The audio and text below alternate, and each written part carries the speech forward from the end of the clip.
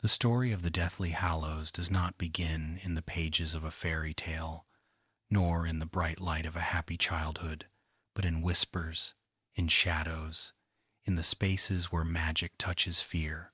Long before Harry Potter ever heard the words, long before the tale was spoken in the soft voice of Xenophilius Lovegood, or read from the well-worn pages of the tales of Beetle the Bard, there was a world of wizards and witches who lived with unease. Darkness was spreading, and in the spreading of darkness, old stories found new life. In those days, the name of Voldemort was spoken rarely, if at all. People called him He Who Must Not Be Named, or You Know Who. His rise was not sudden, but steady, creeping like a storm across the sky. He gathered followers, called Death Eaters, who wore masks and marked themselves with the Dark Mark. Each act of cruelty, each disappearance, each murder pulled the wizarding world further into fear. And when people are afraid, they reach for stories, stories of hope, of power, of ways to resist death itself. The Hallows were such a story, a tale told to children, a bedtime fable written by Beetle the Bard. Yet within that tale lay something more, something older, something powerful. Wizards debated it, laughed at it, dismissed it, or feared it. Some said the Hallows were myth, no more real than the giants in fairy tales. Others whispered that they had seen them, or that their ancestors had held them, and beneath every whisper was the same longing, the dream of conquering death. It is here, in this atmosphere of shadow and fear, that the Deathly Hallows begin to stir. Not because they appeared out of nowhere, but because people turned toward them, remembering the story of the three brothers, Antioch, Cadmus, and Ignotus, three men who once stood at the edge of a river and tried to cheat death. Their tale was told again and again, sometimes with laughter, sometimes with shivers, but always with fascination. Children heard the story as entertainment. They imagined the tall, dark figure of death standing across a river, imagined the cleverness of the brothers building a bridge, imagined the gifts bestowed, a wand more powerful than any other, a stone that could call back the dead, and a cloak that could hide one from death itself. But adults, especially in times of war, heard the story differently. For them, it was not just entertainment, it was possibility. What if the Hallows were real? What if someone could unite them? Could such power stop Voldemort? Could such relics shield loved ones from harm? The wizarding world was restless. The Ministry of Magic struggled to keep order, issuing decrees, sending orders, pretending they had more control than they did. Families whispered at dinner tables, wondering who might disappear next. And in this world of unease, old legends gained new weight. Imagine sitting in a dimly lit cottage, firelight flickering against stone walls, as someone tells you the story. The voice is soft, the tone careful, as though speaking too loudly might draw unwanted attention. The words are old, familiar, yet they carry a chill. Three brothers, traveling along a lonely road at twilight, came to a river too deep to wade and too dangerous to swim. You lean closer to the fire, because you know the story, but you want to hear it again. You want to hear how the brothers tricked death. You want to hear how each met his fate. For Antioch, pride was his downfall. He asked for a wand more powerful than any in existence, a wand that would make him invincible. Death gave it, smiling thinly, and Antioch strode into a village boasting of his prize. Yet in the dark of night, greed followed him. Another wizard slit his throat, stealing the wand. The elder wand, born in violence, continued in violence. Cadmus, the second brother, asked for what his heart longed for most, to bring back the dead. Death handed him a stone, telling him it could call back the departed. With trembling hands, Cadmus turned it over, and before him stood the woman he had loved and lost. But she was not whole. She was cold, distant, a shadow of life. Desperate and broken, Cadmus joined her in death, unable to bear the distance between love remembered and love truly alive. Ignotus, the youngest and wisest brother, asked for something quieter, a way to move forward without death's notice. He received a cloak of invisibility, a garment that could shield him from sight. Unlike his brothers, Ignotus lived a full life, and when he was old, he greeted death as an equal, handing over the cloak to his son. The story always ended there, with children sighing in wonder and adults shaking their heads at the moral. Pride leads to ruin. Grief leads to despair. Only humility grants peace. Yet, in times of war, the story took on sharper edges. Wizards dreamed not of morals, but of mastery. What if someone could claim all three? What if one wizard became the master of death? It was not the first time such dreams had surfaced. Throughout history, whispers of the Hallows had appeared. A duel fought with an invincible wand here, a family guarding a strange cloak there, a ring passed down with a curious power. Scholars debated, skeptics dismissed, seekers searched. Yet the Hallows, if they were real, remained elusive, scattered like secrets across centuries. In the days of Voldemort's rise, those whispers sharpened. Dumbledore, old and wise, knew of the Hallows and feared the temptation they carried. Grindelwald, once his closest friend, had pursued them with passion, dreaming of power to shape the world. And now, as Harry's story began to unfold, the Hallows waited once more, patient as time itself. As you listen, drifting closer to sleep, let the rhythm of the tale guide you. Imagine the world before Hogwarts, before Harry, before even Dumbledore, when three brothers stood at a riverbank at twilight. Imagine the still water, black as glass. Imagine the chill in the air as Death stepped forward, cloaked and tall, smiling with thin lips. Imagine the weight of choices, power, love, or safety offered in outstretched hands. This is where the story begins. In shadows, in longing, in whispers, passed from fire to fire, from parent to child, from wizard to wizard. A tale old as fear itself, waiting for the moment when history would turn and the Deathly Hallows would step from legend into life. And so, as the world darkened under Voldemort's rule, the Hallows stirred once more. The tale of the Deathly Hallows narrows now to one of the three brothers, Antioch Peverell, the eldest. His story is the sharpest, the most violent, and perhaps the most immediately tragic. To understand Antioch, you must imagine what it means to be the firstborn in a family of three sons during a time when magic itself was feared and envied. In their village, the Peverells were known for their talents. They were clever, resourceful, and ambitious. But Antioch, as the eldest, carried a pride that burned hotter than fire. He wanted not just to be skilled in magic, he wanted to be remembered, to be feared, to be greater than all others.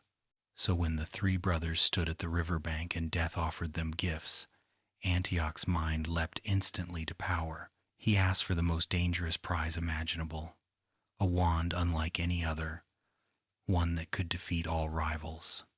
He wanted victory guaranteed, strength unquestioned, a weapon that would place him above every wizard alive.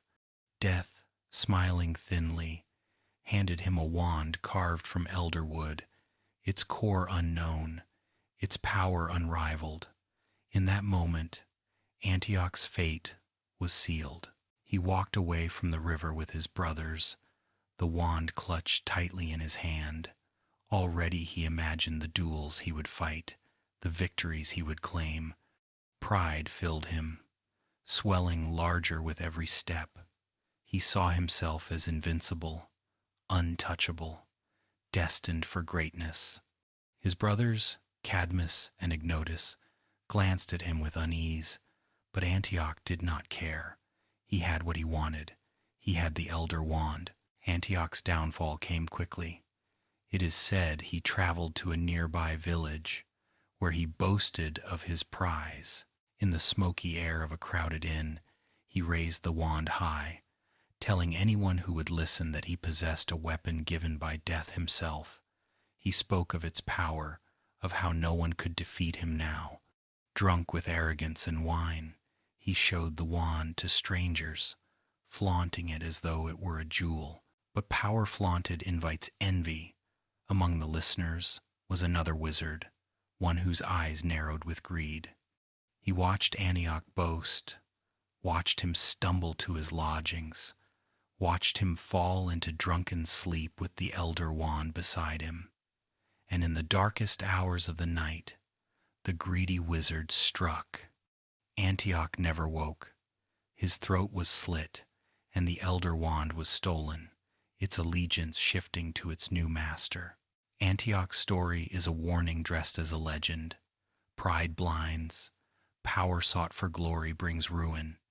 He asked to be remembered, and he was, but not for triumph. He was remembered as the first victim of the Elder Wand's curse, the curse of violence and betrayal that would follow the wand forever. Imagine that wand in your mind, pale elder wood, long and slender, carved with strange markings that seemed almost like eyes. In the right hand, it could channel spells with breathtaking strength. But it did not bring peace. It brought envy, greed, and death. Antioch was only the first to fall. The Elder Wand's journey did not end with him. It passed from wizard to wizard, never resting long in any hand. Each new owner thought themselves its master. Each believed the wand would secure their place in history. But again and again, the pattern repeated. Power claimed, power flaunted, power stolen. The wand was loyal to no one. It shifted allegiance as quickly as blood spilled. In every age, stories of the Elder Wand resurfaced. Sometimes it was called the Death Stick, sometimes the Wand of Destiny.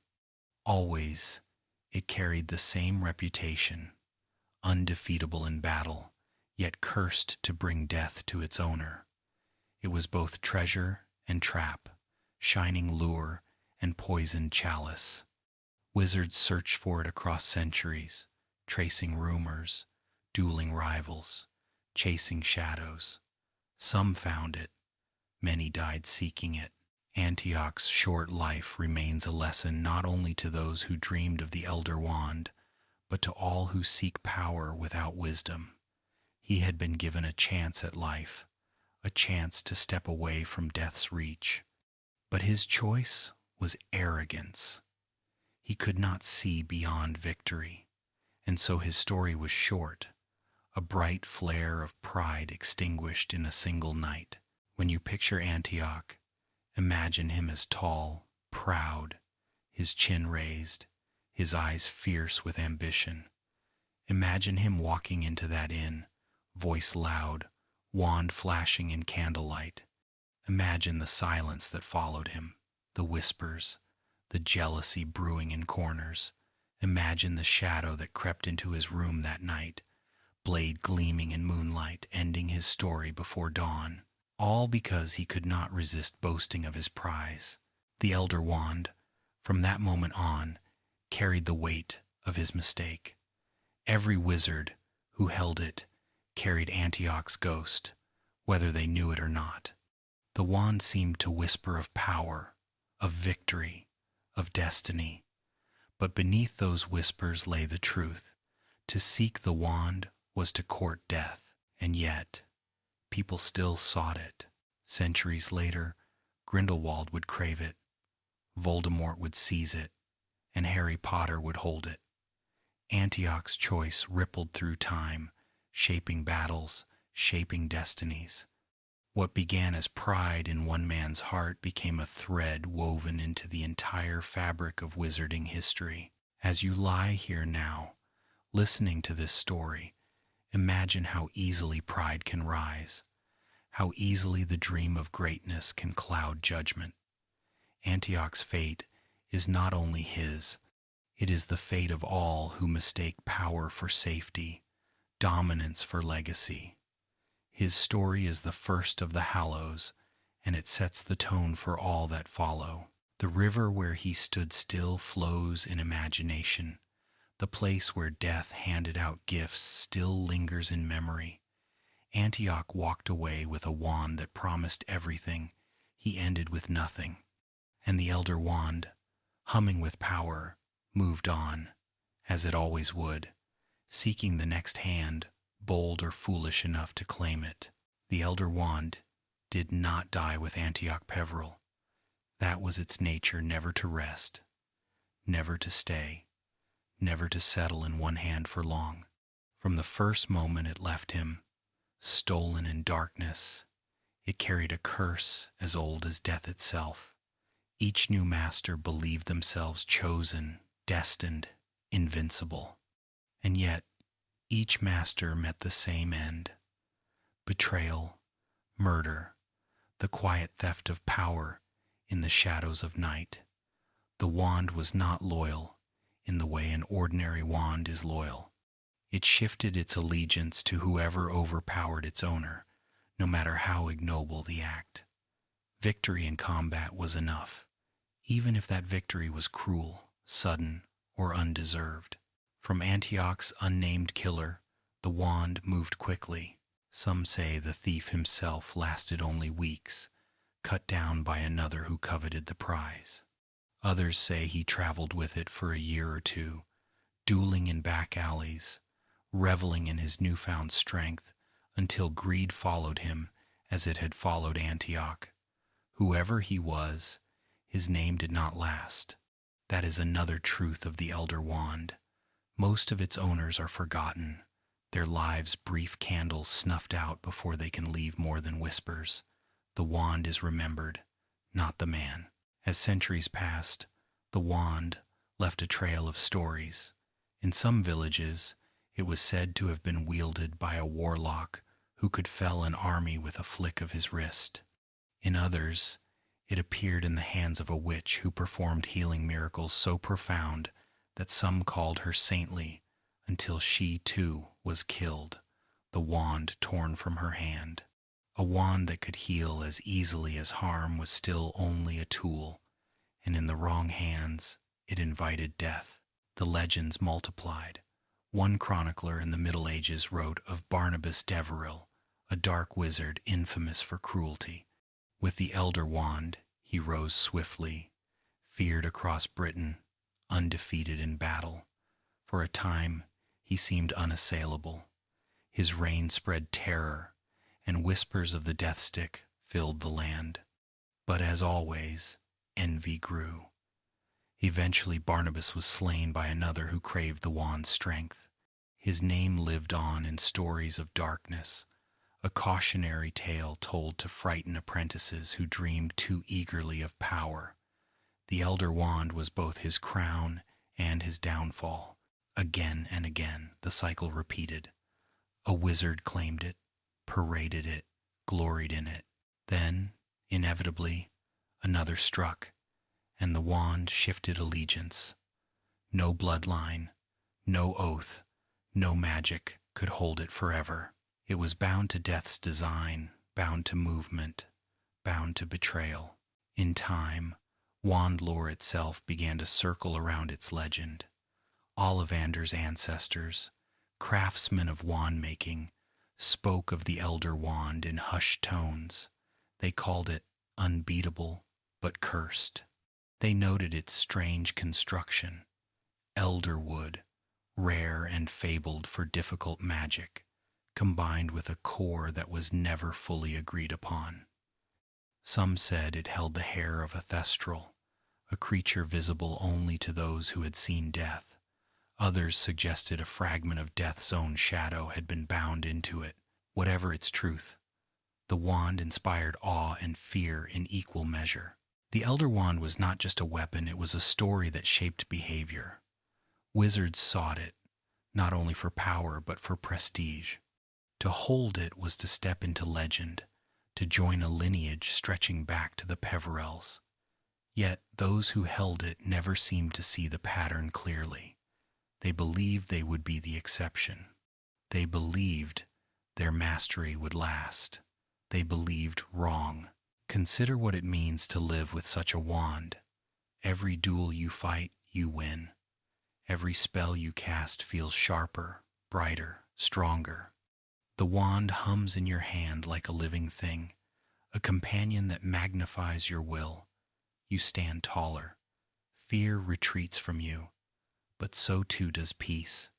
Because every wizard who sees you, every witch who hears of you, begins to covet what you hold. At night, footsteps echo behind you. In crowded inns, eyes linger too long on your wand hand. Every friend could be a rival, every ally a threat. The more you flaunt it, the shorter your days become. The Elder Wand brings power, yes, but never safety. There were those who tried to hide it. Not every master flaunted the wand. Some lived quietly, disguising its appearance, keeping their victories discreet. For a time, this worked, but secrets rarely last. The wand itself seemed to call out, to betray its owner. Sooner or later, it drew envy like a magnet. Through the ages, names attached themselves to the wand's legend. Loxias, a cruel sorcerer who used the death stick to terrorize his rivals, was eventually defeated by one of his own followers. Arcus and Livius, two wizards whose duel over ownership left both dead, entered the lore as proof that the wand could never truly be possessed. Gregorovitch, a wand maker of renown, claimed to have held it centuries later, showing it proudly, boasting of his discovery, but even he was robbed. Gellert Grindelwald stole it from his workshop, its allegiance passing once more. The Elder Wand's journey is a river of blood flowing through history. No matter where it surfaced, no matter whose hand gripped it, the end was always the same. Betrayal, violence, death. And yet, wizards never stopped chasing it. The dream of invincibility, of dominance, of security and power blinded them again and again. It is almost soothing, in a strange way, to trace this pattern, to lie here and let the rhythm of rise and fall, drift through your thoughts. Each story is the same song with different verses. A man boasts, a rival envies, a duel is fought, the wand changes hands. Over centuries, the pattern hums like a lullaby. Pride, greed, fall, again and again until even the most ambitious must see. The wand does not serve. The wand only passes on. And yet, the wand endured. Unlike its brothers, the stone hidden, the cloak treasured, the Elder Wand thrived in chaos. It was almost as though death had designed it to ensure endless conflict. Where the cloak offered safety and the stone offered sorrow, the wand offered temptation too sharp to resist. And so it traveled, across villages, across countries, across generations, always waiting for the next hand to claim it. By the time it came into Grindelwald's grasp, the Elder Wand had already claimed dozens, perhaps hundreds of lives. Its history was stained deep with betrayal, and still it gleamed, powerful as ever, undefeated in the hand of one who dared to wield it openly. Grindelwald, unlike Antioch, unlike Barnabas, unlike so many forgotten masters, held it long enough to make history quake, but that too would pass, and the wand would move again, never satisfied, never truly mastered. For now, What lingers is the sense of inevitability. The Elder Wand is not just a relic. It is a rhythm, a tide, an endless cycle of desire and downfall. Listening to its story is like listening to waves against a shore. Each one surges, each one crashes, each one fades, and always another follows. As you drift toward rest, hold on to that rhythm. The Elder Wand rises, the Elder Wand falls. Its story is old, patient, and never-ending. Just like Antioch's first mistake, it repeats itself, echoing across centuries. Power without wisdom, glory without peace, victory without safety. That is the wand's song, and it hums still, quiet and steady, as time carries it forward into new hands. Cadmus Peveril was the second of the three brothers, and though his story is shorter than Antioch's, its sorrow lingers longer. If the Elder Wand is a tale of ambition and blood, the Resurrection Stone is a tale of grief, longing, and the price of refusing to let go. Imagine Cadmus in the years before death's gift. He was said to be handsome, clever, and proud, admired for his brilliance and feared for his confidence. Unlike Antioch, who sought victory, or Ignotus, who sought protection, Cadmus yearned for something more elusive, the return of what was lost. He had loved, perhaps once, perhaps many times, but the heart of his story lies in a woman he could not forget. Her name is never told, her face is never described. She is a shadow in history, a figure whose absence defines Cadmus more than her presence ever could. When the brothers met death and received their gifts, Cadmus asked for the power to recall souls from beyond. Whether he asked for this because he already mourned a beloved, or because he feared to lose one, no one can say, but death, clever and patient, granted his wish. Into Cadmus's hand he pressed a small, unremarkable stone, dark and unpolished, yet thrumming with power. The Resurrection Stone. The stories say Cadmus returned home, triumphant, eager. He wasted no time. He turned the stone thrice in his hand and spoke her name, the name of the woman he had loved. And then, before him, she appeared. But she was not as she had been in life. She was pale, insubstantial, sorrowful. She looked at him with eyes filled, not with joy, but with distance. She belonged not to his world, but to another, and the bond between them was strained, unnatural. Cadmus's heart, once ablaze with hope, faltered. He tried again and again, turning the stone, summoning her presence.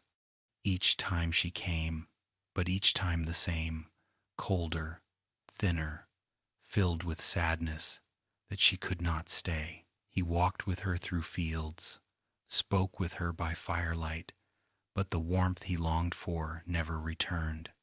He had wanted to defeat death, but all he had done was bind her to a shadow of life, and in so doing, bound himself to despair. The tale ends swiftly. Unable to bear the distance, maddened by grief and longing, Cadmus took his own life, following her into the beyond. The stone slipped from his hand and was lost, buried in earth and story, waiting centuries before it would resurface. Of the three brothers, Cadmus's tragedy is the most haunting. Antioch sought power and fell to violence. Ignotus sought safety and achieved peace. But Cadmus sought love, and his yearning consumed him. What is striking about Cadmus's story is how familiar it feels. How many have longed for what was lost? How many have whispered to the night, wishing for one more moment, one more conversation, one more smile? The Resurrection Stone embodies that ache. It offers exactly what the heart demands, but only as an echo, and echoes can never satisfy. In this way, the stone is crueler than the wand. The wand at least gives real victories, real triumphs, though fleeting. The stone gives only shadows. It promises reunion, but delivers sorrow. And yet, like the wand, it calls. For who among us has not thought, just once, of summoning back a lost voice?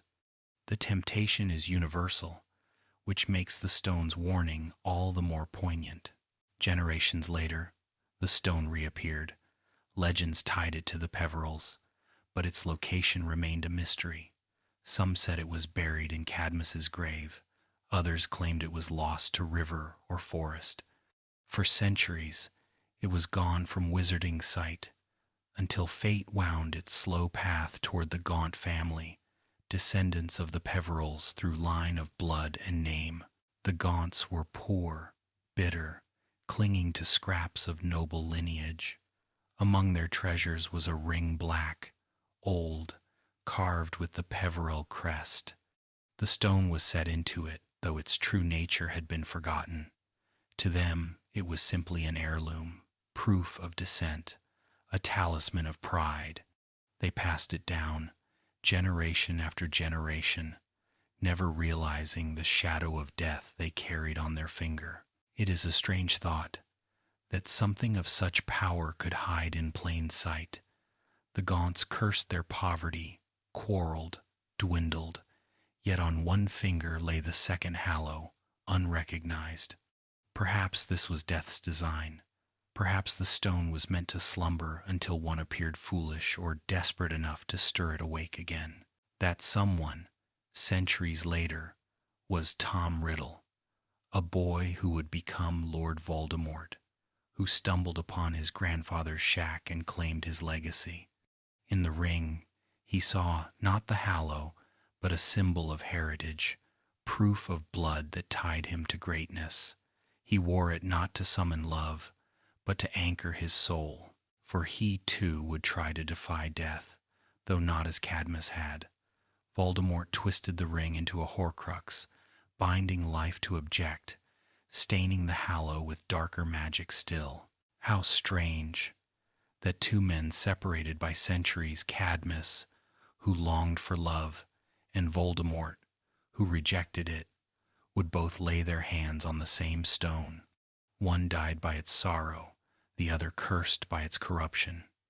It seems the stone, in every hand, carries ruin, and yet its story does not end there, for it would pass once more, found by Albus Dumbledore, who recognized it for what it was, and in his recognition came temptation, as sharp as Cadmus's had been. For Dumbledore, too, longed for what was lost: his parents, his sister, his youth unbroken by regret. He turned the ring, knowing its danger, and in that choice sealed his fate with a curse that spread through his hand, his body, his time. Even the wisest are not immune to the stone's call, but if its story is sorrow, it is also one of closure. For in the end, Harry Potter carried it into the forest, not to summon comfort, not to linger in grief, but to walk into death with courage. The shades he summoned gave him strength, not despair.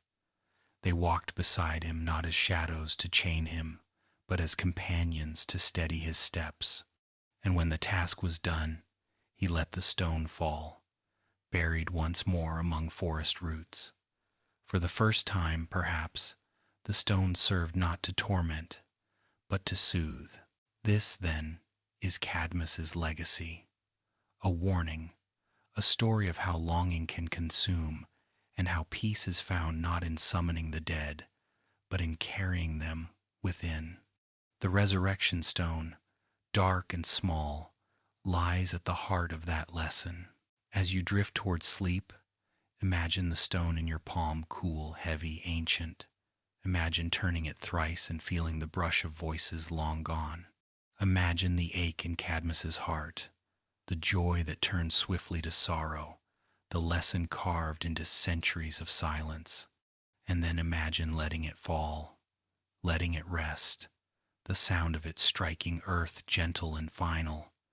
For in letting go, there is peace. Of the three brothers who met death at the river, It is Ignotus Peveril, whose story lasts the longest, and whose choice still feels like wisdom whispered across centuries.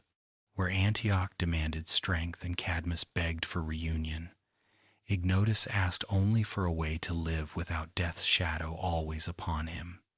He was not arrogant like Antioch, nor desperate like Cadmus. He was cautious, thoughtful, and perhaps more than either of them. He understood the nature of the being who stood before them. Death does not give gifts without a catch. Death bargains, death tricks, death waits. And so Ignotus, youngest of the three, did not ask for mastery or for miracles. He asked for concealment, a cloak that would let him move unseen, safe from death's gaze, safe from the hungry eyes of men as well. Death, amused perhaps, or maybe even faintly respectful, reached into its own shadow and drew out a piece of itself. It was not a weapon, not a stone, but fabric silken, weightless, glimmering faintly as though woven from twilight itself. This was the cloak of invisibility, a garment that did not merely bend light or trick eyes, but one that truly wrapped its wearer in concealment beyond even death's reach. Death handed it to Ignotus with a smile that may have carried disappointment, for this gift did not invite destruction so quickly as the other two. But still, Death believed. In time, even Ignotus would falter. With the cloak draped around his shoulders, Ignotus returned to his life. And unlike Antioch and Cadmus, he did not flaunt his prize. He did not duel openly, nor summon lost loves. He lived quietly, carefully, moving unseen when he wished, but never drawing attention to himself. For many years, death searched for him. In taverns and forests, in villages and cities, death gathered the souls of those around Ignotus but never touched him, because each time it came near, Ignotus vanished beneath the cloak, and so death waited. Generations remembered him not for violence but for longevity. While his brothers' names faded in tragedy, Ignotus grew old. His life stretched long, not by dark magic, but by prudence. He married, raised children, grew wise with years. The cloak, passed down in time, became a family heirloom, treasured not as weapon or curse, but as a safeguard. And when at last Ignotus's life reached its natural close, he did not cling to it. He did not turn the cloak thrice, or seek to bind himself unnaturally to the world. Instead, he folded the cloak away, placed it in the hands of his descendants, and stepped forward. The story says he greeted death as an old friend, walking with it willingly, without fear. What a contrast this is to Antioch's bloody end or Cadmus's despair. Ignotus's story is not fiery or dramatic, but soft, steady, and filled with a kind of wisdom that seems almost soothing. He teaches that bravery is not always battle, and power is not always victory. Sometimes, courage lies in patience, in living one's days fully, in meeting the end with grace rather than struggle. The cloak itself remained, a rare artifact of true stability in a world of chaos. Unlike the wand, which betrayed every master, and the stone, which tormented every heart, the cloak remained constant. It concealed, it protected, it endured. Even Dumbledore, wise and wary, could not deny that of all the Hallows, the cloak alone was safe. It did not tempt with promises of victory or reunion. It simply offered respite from danger. Through the centuries, the cloak passed quietly from parent to child, folded into chests, drawn out in times of need. The Peveril line thinned, but it survived, and the cloak survived with it. While the other Hallows sparked duels and legends, the cloak slipped unseen through history. There were no violent tales of murder attached to it, no curses woven into its fabric. It was, in a way, the gentlest of death's gifts, though perhaps also the cleverest, for it allowed its bearer to evade death, but never to conquer it. In time, all who wore it still met their end, but with the comfort of years lived, of families raised, of lives unbroken by premature greed. And so the cloak endured until it reached a boy who needed it more than most. Harry Potter, unknowingly descended from Ignotus Peveril, received it as a Christmas gift in his first year at Hogwarts. To him, it was not a relic of legend, not yet. It was simply a marvelous object, a way to sneak unseen, to wander halls at night, to find adventure where others found only curfews. But beneath the mischief was something truer. The cloak was a shield. It kept him safe, again and again, from enemies, from dangers, from death itself. It wrapped around him the same way it had wrapped around Ignotus centuries earlier, soft, protective, loyal. What is striking about the cloak is its silence. The wand announces itself with power. The stone whispers with sorrow, but the cloak says nothing. It is quiet. It asks for nothing in return, demands no blood, no longing. It simply offers a choice, to be seen or not to be seen, to step into danger openly or to move safely past it. That silence is its strength, and perhaps that is why it alone of the Hallows never brought ruin. When Harry learned the true nature of the cloak, that it was not just an ordinary invisibility garment, but one of the three fabled Hallows, he realized that his inheritance was more profound than mischief. He held in his hands the symbol of his ancestors' wisdom, the proof that there was a way to live alongside death without falling to arrogance or despair. And when the Hallows were united in his lifetime, it was the cloak that balanced them, steady and faithful. In the end, the cloak carried the same lesson Ignotus had embodied. Death comes for all, but it need not be feared, nor fought, nor denied. It can be greeted as a companion, as something inevitable, softened by the life lived before it. The cloak does not defy death, it delays death, giving space for life to unfold. That is its gift, and it is enough. As you listen to this story, imagine the cloak in your hands, silken, light, cool as moonlight, folding easily though it seems endless when spread. Imagine placing it around your shoulders, the world softening, the edges of yourself blending into air. You move unseen, untouched, safe. Footsteps pass by without notice, voices fade without threat. You are hidden, protected, embraced.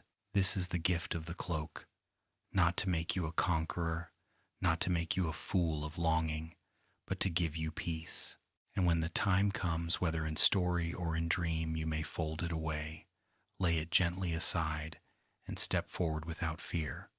For Ignotus's wisdom whispers still, the bravest path is not to flee death forever, nor to summon the dead, nor to dominate others, but to live fully and greet the end as one greets a friend. Long after Antioch, Cadmus and Ignotus walked the lonely bridge and met death. Their story passed into legend. Centuries blurred fact into fable, and the tale became part of the Tales of Beetle the Bard, that collection of magical folk stories whispered to children as they drifted into dreams. In Beetle's telling, the story begins on a lonely road where three brothers skilled in magic came upon a river too deep and dangerous to cross. Most would have turned back or drowned, but the brothers, clever and ambitious, conjured a bridge across the rushing waters. Death, cheated of the lives it expected to claim, appeared before them. Not furious, but sly, Death congratulated the brothers on their cleverness and offered each a gift. The eldest, Antioch, demanded a wand so powerful it could not be beaten. Death fashioned for him the elder wand, carved from elder wood, infused with darkness. The second, Cadmus, asked for the means to recall the dead, and death gave him a stone with that uncanny power. The youngest, Ignotus, wary of death's nature, asked only for something that would let him slip away unseen, and so death pulled from itself a cloak of invisibility. Each brother departed, carrying their prize. Antioch, arrogant, bragged of his invincibility, and was slain in his sleep by a rival who stole the wand. Cadmus, yearning for a lost love, used the stone, but the spirit he called was sorrowful, and he killed himself to be with her. Ignotus, wise and humble, lived long beneath his cloak, and when at last he grew old, he gave the cloak to his son. Then, when his time came, he removed the cloak, greeted death as an equal, and departed peacefully. The moral is clear enough. Arrogance and longing lead only to ruin, while humility and acceptance bring peace. It is a story simple enough to tell a child, yet layered enough to haunt a grown wizard. For it is not merely a fairy tale, it is a parable, a whisper of truth wrapped in legend. Imagine a parent reading it aloud by candlelight, a child half asleep beneath quilt and pillow. The cadence is slow, the story shaped to comfort as much as warn. The child hears of death, but not as a monster, rather as a figure who bargains, who watches, who eventually takes all, but who can be met with dignity. That is why the tale endured. It did not frighten for fear's sake. It taught. It softened the sharp edge of mortality into something a child could hold. And yet, beneath the lullaby rhythm, there lingered something more. For those who listened carefully, who studied deeply, the story contained a possibility. What if the gifts were not just inventions of a storyteller? What if they were real? And so the Hallows shifted from fable to obsession in the minds of those who sought them. Consider the way stories live in us. A tale told at bedtime lingers in memory, its images etched sharper than many truths. The bridge, the gifts, the choices, they become symbols, touchstones. Wizards grew up knowing of the three brothers, reciting their story the way Muggle children recite nursery rhymes. And though most never believed in the literal Hallows, the legend still shaped their thought. Beware of arrogance, beware of longing, seek wisdom. The Hallows became, in a sense, a cultural lullaby. Hermione Granger, raised in the Muggle world, at first dismissed the story when she encountered it. Children's tales, she thought, no more real than any myth. Harry, hearing it fresh, felt its pull but did not yet grasp its truth. And Ron, raised in wizard tradition, knew the story well, as every wizarding child did. That mix of familiarity and mystery is part of the tale's strength. It is both common and strange, both bedtime story and hidden prophecy. What is soothing is the pattern it lays out. 3 brothers, 3 choices, 3 endings. Power leads to downfall, desire leads to despair, humility leads to peace. It is neat, balanced, complete. That is why it settles so easily into the mind, why it can lull as well as teach. And so, through the centuries, the tale of the 3 brothers served not only as entertainment, but as quiet guidance. It told children that death is inevitable. It told them that greed and obsession end badly. It told them that there is another way, one that accepts, one that endures. And in that message lies its magic. The fascinating part, of course, is that behind the fable was truth. The Peverils were real. The artifacts existed. Beetle, whether he knew it or not, was writing history disguised as fairy tale. The Elder Wand passed through blood-soaked hands. The Resurrection Stone, lay hidden in a ring. The cloak endured in quiet family lines, and yet the story softened them, turned their sharp edges into symbols fit for children. Think about that for a moment. The world softened into story, tragedy rewritten into parable, danger reshaped into bedtime lesson. That is what stories do. They take what is unbearable and make it bearable, turn what is sharp into something round. And as you listen to this tale tonight, drifting towards sleep, you are hearing the same rhythm countless children in the wizarding world heard. 3 brothers, 3 gifts, 3 ends. In time, when Harry and his friends stood before Xenophilius Lovegood and heard him retell the legend, it was not just a story anymore. It was a map, a key to real objects, a thread that tied past to present. Yet even then, it carried the same lullaby rhythm, the same rise and fall, the cadence of Antioch's boast, Cadmus's longing, Ignotus's wisdom. It flows like the tide, repeating, soothing, inevitable. And perhaps that is the truest power of the tale. Not the artifacts themselves, but the way their story carries through time, reminding each generation what to fear and what to value. Pride falls, desire consumes, humility endures. That is the lesson, simple and eternal, gentle enough for a child, profound enough for an adult. As you rest, let that rhythm echo in you. 3 brothers, 3 gifts, 3 ends. Over and over, like a mantra, a lullaby woven through centuries. Antioch falls, Cadmus mourns, Ignotus endures, and in that pattern lies not just warning, but comfort. For though death waits for all, there are many ways to meet it, and the gentlest, perhaps the bravest, is to greet it as a friend, cloaked not in arrogance or longing, but in peace.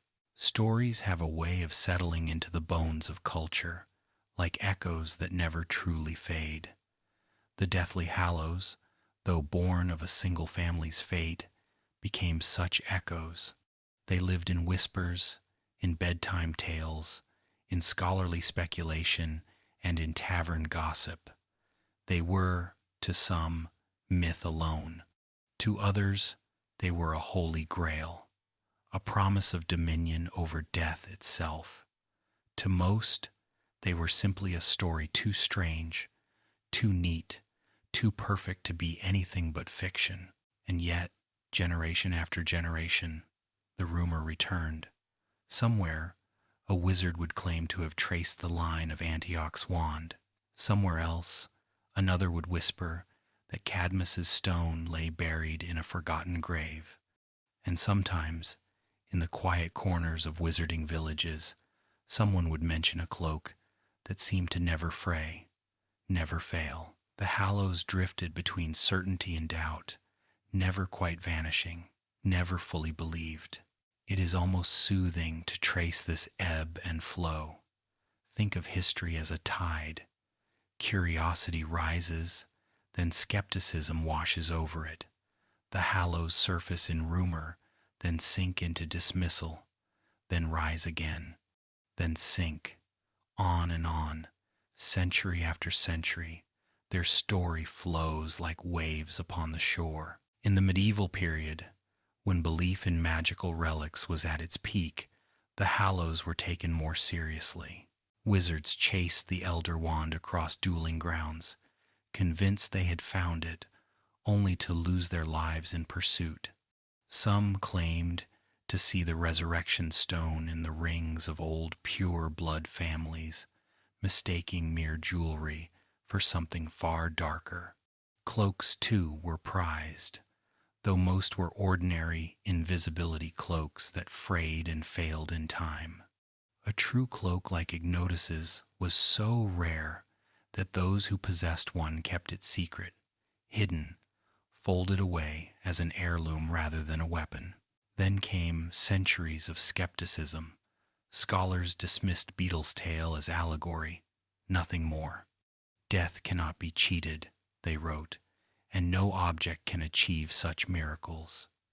To them, the Hallows were no more real than the sun and moon chasing each other across the sky. But belief has a way of surviving where logic denies. In hidden circles, seekers still hunted, convinced that the truth lay buried under skepticism's weight. Some of those seekers were harmless dreamers, wandering historians, eccentric collectors, lovers of myth. They traveled through ruins, copied manuscripts, traded in rumors. They never found what they sought, but the seeking itself gave their lives shape. Others, darker and more ambitious, believed possession of the Hallows would make them gods. They schemed, they murdered, they searched, and they fell, repeating Antioch's pattern without realizing it. Even in times when the Hallows were little spoken of, they surfaced in curious places. A child reading Beatles' tales might whisper late at night, wondering if the story were true. A scholar stumbling on an old crest of the Peverils might pause, tracing its lines, thinking of Antioch, Cadmus, Ignotus. A duel fought in the shadow of a powerful wand might spark rumors. Could it be the death stick? Even if the truth was otherwise. The most fascinating thread is how differently the three Hallows were regarded. The Elder Wand captured the most attention. Its reputation as unbeatable drew duelists like moths to flame. The Resurrection Stone, by contrast, remained elusive, half-forgotten, dismissed as metaphor, and the Cloak, gentle and humble, rarely appeared in speculation at all. Perhaps it is human nature. Power and reunion draw more hunger than patience and peace. And yet, quietly, the Cloak survived. Quietly, the stone slumbered. Quietly, the wand bled history. Each carried forward, unnoticed or unrecognized, even as the wider wizarding world debated whether they were real at all. In the 19th and early 20th centuries, belief in the Hallows waned further. The rise of modern magical scholarship leaned toward rationalism, toward measurable charms, toward catalogs and classifications. Myths were studied as culture, not as reality. The Hallows, folded into Beatles' tales, became bedtime stories once more. Parents spoke them softly to their children, never imagining that truth stirred beneath. But there were always exceptions. Among the Lovegoods, for example, belief in the Hallows remained strong. They collected symbols, shared theories, whispered their certainty that the gifts were real. To most, they were eccentric, foolish, even mad. But their faith preserved the idea, keeping the flame alive when others had let it dim. And then, of course, came Gellert Grindelwald. His obsession with the Hallows changed the course of history. Where others speculated, he believed. Where others dreamed, he acted. He hunted the Elder Wand, sought the stone, pursued the Cloak. To him, the Hallows were not bedtime stories, but destiny. He emblazoned their symbol, the circle, the line, the triangle on walls, on letters, on his very movement.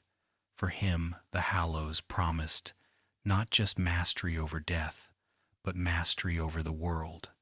With the wand in his hand, he envisioned a new order, a wizarding dominion free from fear, and though he fell, his obsession brought the Hallows out of myth and into terrible reality once again. In his time, the story shifted. Wizards who once scoffed began to wonder.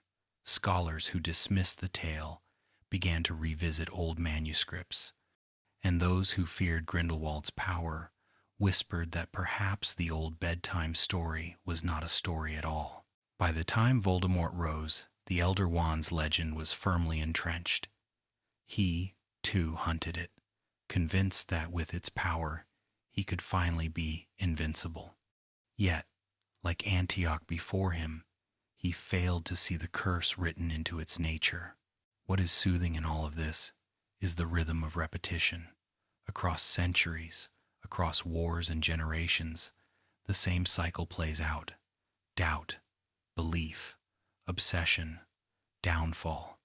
The Hallows drift between story and reality, between myth and history, never fully one, never fully the other, and like waves upon the shore, their story repeats. Skeptics dismiss, believers chase, death waits. As you rest now, let that rhythm settle over you. The Hallows are more than objects. They are mirrors of desire. The wand reflects ambition. The stone reflects grief. The cloak reflects humility. And in every age, wizards choose which reflection to follow. Some choose arrogance and fall. Some choose longing and falter. Some choose peace and endure. It is a pattern that does not change, no matter the century. The names shift, the faces fade, but the Hallows remain, teaching the same lesson again and again. And if you listen closely, if you let the story wash over you, you will hear that lesson humming beneath every word. Power consumes, longing deceives, humility sustains.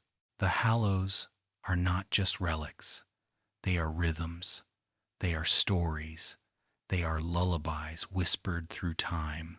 The Elder Wand, oldest and bloodiest of the Hallows, had already passed through countless hands by the dawn of the 20th century. Its history was a map of violence, each master betrayed, each duel ending in death.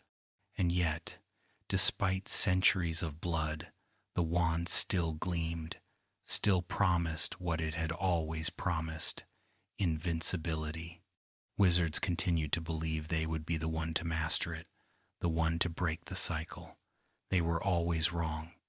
But hope, especially the hope of power, is a stubborn thing.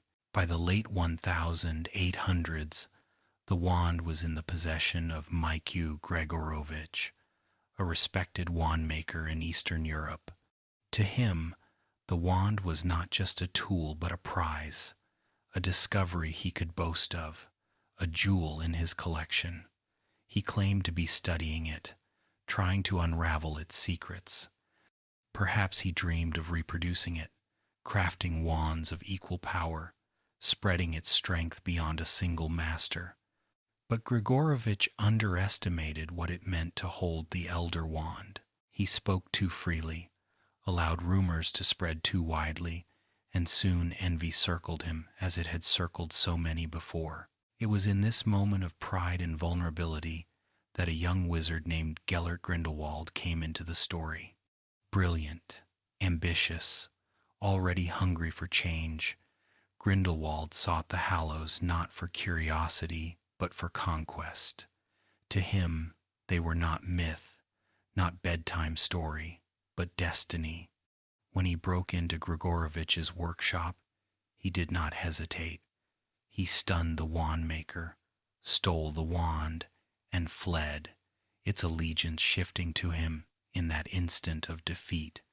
Grigorovich's dreams of study and fame crumbled, his name soon remembered only as a footnote in the Elder Wand's endless march. In Grindelwald's hand, the wand became what it had always threatened to be, a weapon not just of duels, but of movements, of wars. He did not hide it. He wielded it openly, his duels dazzling, his victories absolute. Whispers spread quickly. The death stick had returned, its master undefeated. To many, it was proof that his cause was blessed, his vision unstoppable. For decades, Grindelwald's power grew, bolstered not only by charisma and ideology, but by the wand's sharp, merciless loyalty. And yet, even Grindelwald was not safe from the wand's curse. For when the time came, it was Albus Dumbledore who stood against him. Their duel in 1945 would become legendary, a battle that shook the wizarding world, light against darkness, friend against friend.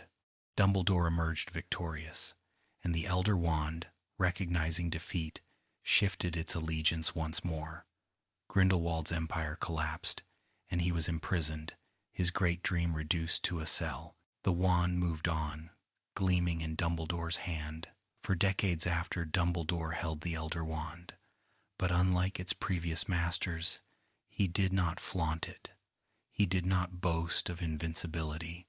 He kept it as one keeps a dangerous secret, hidden in plain sight. Those who dueled him marveled at his strength, but few suspected the wand's true nature. It was safer that way. For Dumbledore, the wand was a burden as much as a tool. He knew its history, its curse. He knew that possession of it made him a target, and that one day, as with all before him, it would leave his hand.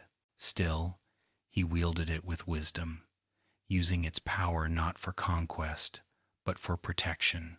In his time, the wand saw triumphs against dark wizards, defenses of the innocent, victories that saved countless lives. And yet, despite his wisdom, even Dumbledore was not immune to temptation. When he discovered the resurrection stone hidden within the gaunt ring, his yearning for family, for lost time, overcame his caution. He placed the ring upon his finger, and though he destroyed the Horcrux within, the curse spread through his hand. The Elder Wand's power slowed its progress, contained the curse, but could not erase it. Dumbledore's days were numbered. The wand he carried could delay death but not deny it. As his end drew near, Dumbledore planned carefully. He knew the wand's history, knew it would not die with him unless its chain of allegiance was broken. He sought to ensure that Voldemort, who hunted it, would never truly master it. That was why, on the Astronomy Tower, he arranged his own death. Severus Snape, not Draco Malfoy, struck the final blow, or so it seemed. But the wand had already shifted allegiance, not to Snape, but to Draco, who had disarmed Dumbledore earlier. Even in his wisdom, Dumbledore could not fully control the wand's strange, fickle loyalty. Voldemort, desperate and arrogant, later stole the wand from Dumbledore's tomb. He believed that possession was enough. He believed that by prying it from marble and bone, he could command it. He did not understand what wizards before him had failed to understand, that the wand answered not to ownership but to conquest. And so, though the wand sat in his hand, gleaming, ancient, terrible, it never truly belonged to him. It hummed with resistance, with disloyalty, with quiet refusal. In the end, the Elder Wand betrayed Voldemort, as it had betrayed so many others. Its true allegiance lay with Harry Potter, who had disarmed Draco Malfoy, its master, months before. When Voldemort turned the wand upon Harry, it backfired, its curse rebounding, ending the Dark Lord's life. The wand, faithful to its nature, had chosen victory over Voldemort. Another master had fallen, another page written in its bloody history. What is soothing, if such a story can soothe, is how inevitable it all seems. The wand moves, always moves. Pride brings ruin, arrogance blinds. Over and over, through Antioch, through Barnabas, through Grindelwald, through Voldemort, the pattern repeats. Dumbledore alone held it with caution, but even he was not free of temptation, not free of error. The wand's story is not about conquest, but about the futility of conquest. Imagine the Elder Wand now, lying quiet, its surface gleaming, its power humming faintly. Think of the countless hands that have gripped it, the countless lives ended by it, the endless envy it has stirred. And then imagine setting it aside, folding your hands empty. No wand at all, no hunger for victory.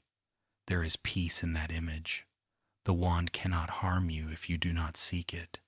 The lesson of the Elder Wand is not how to master it, but how to refuse it. As you rest, let the rhythm of its history lull you. rise and fall, rise and fall, rise and fall. Antioch, Grindelwald, Dumbledore, Voldemort, all fell. The wand remains, but its song is the same. It hums with futility, with inevitability, with the endless truth that no one conquers death. The Elder Wand, oldest and bloodiest of the Hallows, had already passed through countless hands by the dawn of the 20th century. Its history was a map of violence, each master betrayed, each duel ending in death. And yet, despite centuries of blood, the wand still gleamed, still promised what it had always promised: invincibility. Wizards continued to believe they would be the one to master it, the one to break the cycle. They were always wrong, but hope, especially the hope of power, is a stubborn thing. By the late 1800s, the wand was in the possession of Mikhail Grigorovich, a respected wand maker in Eastern Europe. To him, the wand was not just a tool but a prize, a discovery he could boast of, a jewel in his collection. He claimed to be studying it, trying to unravel its secrets. Perhaps he dreamed of reproducing it, crafting wands of equal power, spreading its strength beyond a single master. But Grigorovich underestimated what it meant to hold the Elder Wand. He spoke too freely, allowed rumors to spread too widely, and soon envy circled him, as it had circled so many before. It was in this moment of pride and vulnerability that a young wizard named Gellert Grindelwald came into the story. Brilliant, ambitious, already hungry for change, Grindelwald sought the Hallows, not for curiosity, but for conquest. To him, they were not myth, not bedtime story, but destiny. When he broke into Grigorovich's workshop, he did not hesitate. He stunned the wand maker, stole the wand, and fled, its allegiance shifting to him in that instant of defeat. Grigorovich's dreams of study and fame crumbled, his name soon remembered only as a footnote in the Elder Wand's endless march. In Grindelwald's hand, the wand became what it had always threatened to be, a weapon not just of duels, but of movements, of wars. He did not hide it. He wielded it openly, his duels dazzling, his victories absolute. Whispers spread quickly. The death stick had returned, its master undefeated. To many, it was proof that his cause was blessed, his vision unstoppable. For decades, Grindelwald's power grew, bolstered not only by charisma and ideology, but by the wand's sharp, merciless loyalty. And yet, even Grindelwald was not safe from the wand's curse. For when the time came, it was Albus Dumbledore who stood against him. Their duel in 1945 would become legendary, a battle that shook the wizarding world, light against darkness, friend against friend. Dumbledore emerged victorious, and the Elder Wand, recognizing defeat, shifted its allegiance once more. Grindelwald's empire collapsed, and he was imprisoned, his great dream reduced to a cell. The wand moved on, gleaming in Dumbledore's hand. For decades after, Dumbledore held the Elder Wand, but unlike its previous masters, he did not flaunt it. He did not boast of invincibility. He kept it as one keeps a dangerous secret, hidden in plain sight. Those who dueled him marveled at his strength, but few suspected the wand's true nature. It was safer that way. For Dumbledore, the wand was a burden as much as a tool. He knew its history, its curse. He knew that possession of it made him a target, and that one day, as with all before him, it would leave his hand.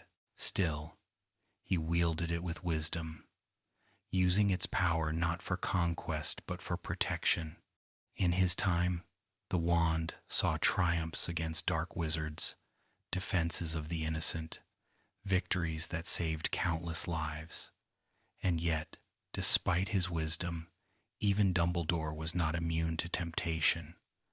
When he discovered the resurrection stone hidden within the gaunt ring, his yearning for family, for lost time, overcame his caution. He placed the ring upon his finger, and though he destroyed the Horcrux within, the curse spread through his hand. The Elder Wand's power slowed its progress, contained the curse, but could not erase it. Dumbledore's days were numbered. The wand he carried could delay death, but not deny it. As his end drew near, Dumbledore planned carefully. He knew the wand's history, knew it would not die with him unless its chain of allegiance was broken. He sought to ensure that Voldemort, who hunted it, would never truly master it. That was why, on the astronomy tower, he arranged his own death. Severus Snape, not Draco Malfoy, struck the final blow, or so it seemed. But the wand had already shifted allegiance, not to Snape, but to Draco, who had disarmed Dumbledore earlier. Even in his wisdom, Dumbledore could not fully control the wand's strange, fickle loyalty. Voldemort, desperate and arrogant, later stole the wand from Dumbledore's tomb. He believed that possession was enough. He believed that by prying it from marble and bone, he could command it.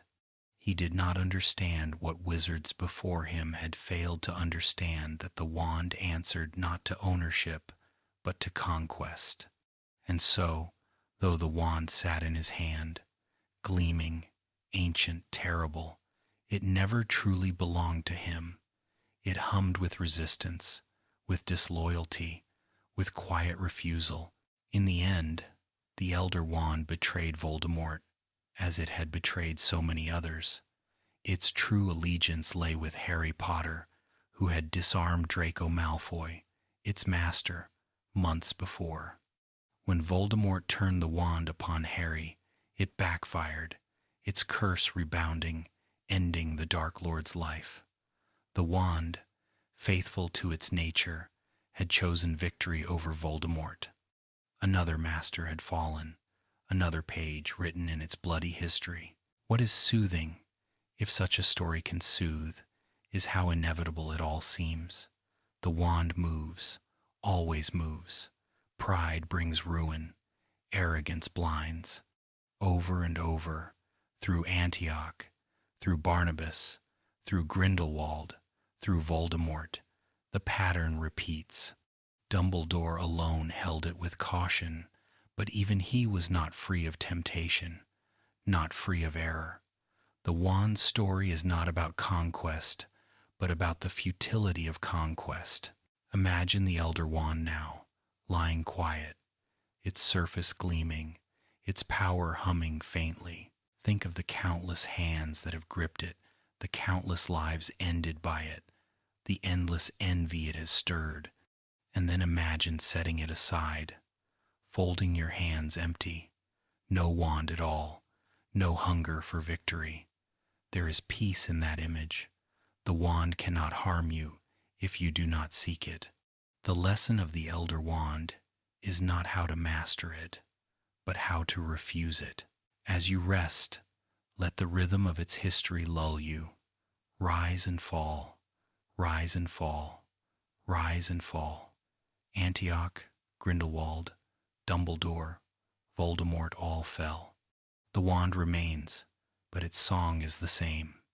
It hums with futility, with inevitability, with the endless truth that no one conquers death.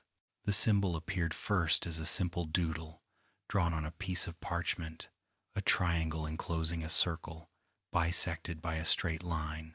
At first glance, it seemed ordinary, an idle mark, a strange rune, perhaps the sign of some hidden order.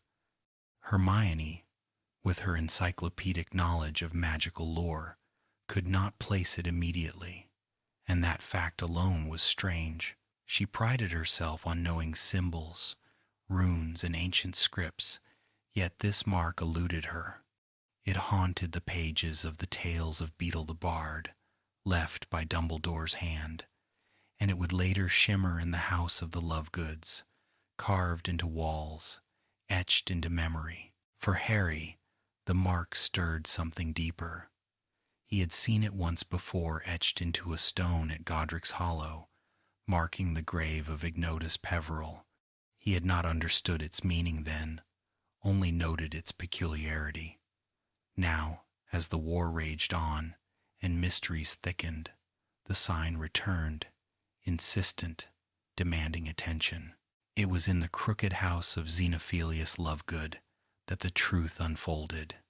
The air smelled faintly of herbs and dust, wind rattling through the upper beams of the strange structure that leaned like a tower of secrets. Xenophilius, with his wide eyes and eccentric robes, spoke with a kind of reverence, as though the tale he was about to tell carried the weight of centuries. He told them of the Deathly Hallows, of 3 brothers who cheated death, of 3 gifts: the Elder Wand, unbeatable in duels, the Resurrection Stone, to summon the shades of the dead, and the Cloak of Invisibility, to hide even from death's pursuit. He traced the symbol with his finger, explaining how each shape represented one of the Hallows: the triangle for the cloak, the circle for the stone, the line for the wand. As the story wove on, the room seemed to shrink, to grow darker, as though ancient voices whispered in the shadows. The 3 listened with different hearts. Hermione frowned, skeptical, treating it as a fairy tale dressed in superstition.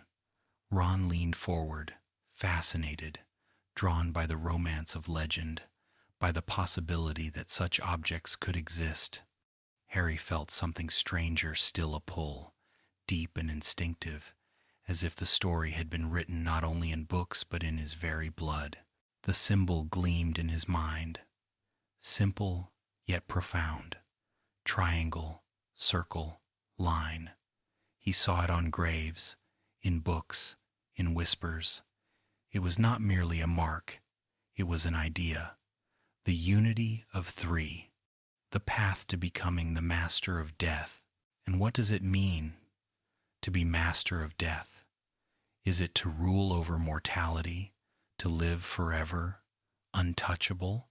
That was the dream of many wizards who chased immortality, who brewed elixirs, who split souls into horcruxes. But the Hallows told another truth, one that required quiet reflection. To be master of death was not to conquer it, but to greet it without fear.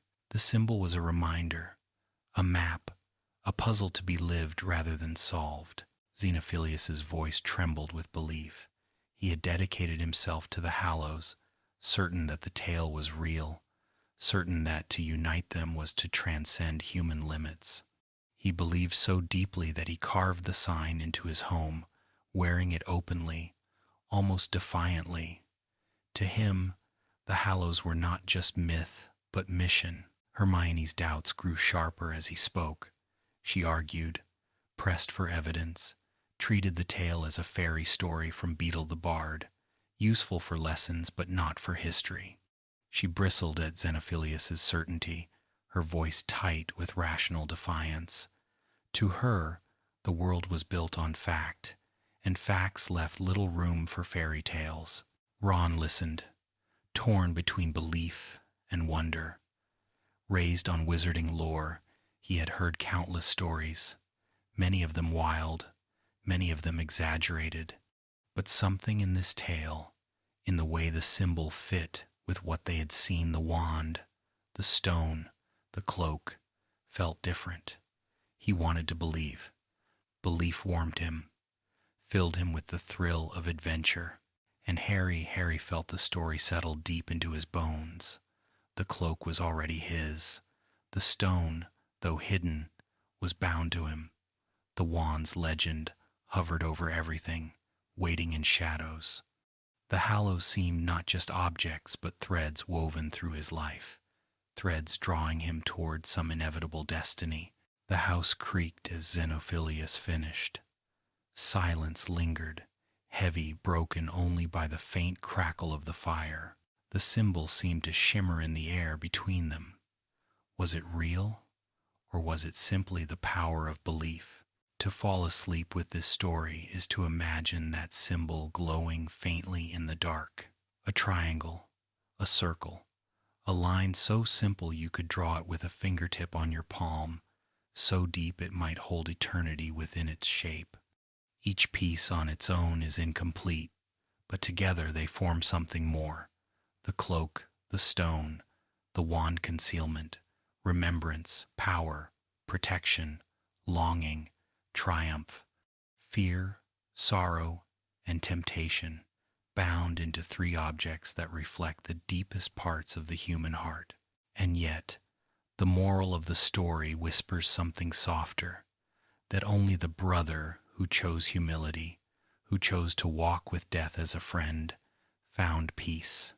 That the cloak, not the wand, not the stone, was the true gift, that mastery lies not in domination, but in acceptance. Harry's thoughts after hearing the tale circled endlessly. Should he seek the Hallows? Should he chase them, claim them, unite them? Or was that temptation itself the danger? The Horcruxes remained, pressing on him, demanding pursuit, and yet the Hallows gleamed like stars in his mind, each promising an answer, each promising to make him whole. It is strange, isn't it, how stories live within us.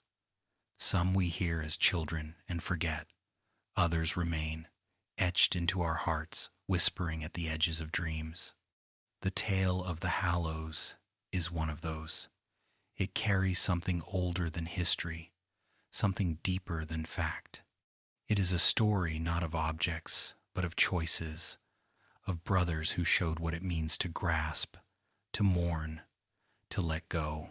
When you close your eyes, imagine yourself in that crooked tower of the Lovegoods, candlelight flickering, the wind rattling the strange beams.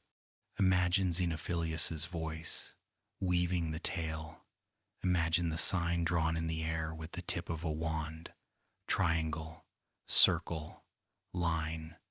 Feel how simple it is and how vast. Let the shapes blur as you drift. Let them soften, becoming less a puzzle and more a lullaby. Not to seek, not to conquer, not to clutch, but to rest, to breathe, to accept. The Hallows will always whisper, but tonight their whisper is not one of temptation. It is one of peace. For in the end, their story is not about power. It is about release, and that release is the truest comfort of all. The Elder Wand's story in modern times begins not with a duel of glory, but with the quiet knowledge that Albus Dumbledore was dying. He knew it when the curse from the ring spread across his hand, when even the Elder Wand itself could not banish the creeping darkness. Each spell slowed it, contained it, pushed it back, but the shadow remained. His time was measured not in years but in dwindling months. The Elder Wand had been his companion for decades. He had claimed it long ago, after his duel with the dark wizard Grindelwald, and in his hands it had found not a master of cruelty, but of wisdom. With it, Dumbledore had become more than headmaster, more than teacher. He had become the most formidable wizard alive. And yet, as death approached, he understood what the wand truly meant. It was not merely a tool. It was a curse of history, a trail of blood behind polished wood. When Draco Malfoy disarmed him atop the astronomy tower, the wand's loyalty shifted. It was not Voldemort who claimed it in that moment, nor Snape, whose curse ended Dumbledore's life, but Draco, trembling, shocked, barely understanding the weight of what had just happened. Loyalty is a subtle thing. It does not follow who strikes the final blow, but who masters, who disarms, who earns in combat. The Elder Wand bent, unseen, to Draco's will. Voldemort, in his arrogance, could not imagine such a nuance. When he broke into Dumbledore's tomb, he saw only the grandeur of taking the wand by force. Marble cracked, spells burst, and there within the resting place of Hogwarts' greatest headmaster lay the Elder Wand. Voldemort lifted it with triumph, believing the wand had chosen him at last. He felt its power crackle in his hand, sparks leaping at his touch. And yet, deep inside the wand, loyalty did not stir. It remained with Draco, and then, in time, with Harry. Harry's disarming of Draco at Malfoy Manor sealed the chain. A simple Expelliarmus, a flash of a wand flying through the air, and loyalty shifted again. Not to Voldemort, who clutched the wand with blind faith, but to Harry, who understood its truth. Harry, who valued not conquest but protection. Harry, who would choose to use it not for domination but for peace. It is a strange thought that the mightiest wand in existence could be won not by killing but by disarming, not by cruelty but by an act of defense. It is a reminder that power recognizes intent, that the deepest magic listens not to shouting but to quiet conviction. Voldemort did not know this. He raised the Elder Wand high, believing it answered only to might, to blood, to victory by death. He slaughtered, he cursed, he struck down those who opposed him, but the wand never truly became his. It cracked against his will, rebelled in silence, waiting. Dumbledore had known this truth, though he too had once been tempted. He had believed the Hallows might be used together, might make him master of death. But time had softened him, grief had humbled him. By the end, he saw the Elder Wand, not as prize but as burden. He had hoped, perhaps, that dying undefeated might end its chain of blood. But fate does not untangle so neatly. The wand passed on, as it always had, its loyalty shifting quietly, unseen, shaping the path to come. And so it came to Harry, not in triumph, not in a blaze of glory, but in the small, almost laughably ordinary moment of disarming Draco Malfoy. In that flick of a wand, in that transfer of loyalty, the greatest weapon of wizard kind became his. Harry did not even realize it. He fought on, unaware that destiny had curved in his favor, that the wand he had never sought was already his. When Voldemort raised the wand against him in the Great Hall, when curses collided, when light and shadow warred in one final flash, it was not brute strength that decided the outcome. It was loyalty. The wand recognized its master, and in that recognition, Voldemort's curse rebounded. The Elder Wand's final lesson was that mastery does not lie in death but in disarming, not in dominance, but in humility. Imagine it now, resting at last in Harry's hand, smooth, ancient, humming with power. It could have been his forever. He could have ruled, defeated, conquered. But Harry, weary and wise beyond his years, chose otherwise. He returned it to Dumbledore's tomb, letting it rest with its last worthy wielder. The chain of violence was broken, or at least paused. The wand, at last, could be silent. As you drift toward sleep, think of that choice.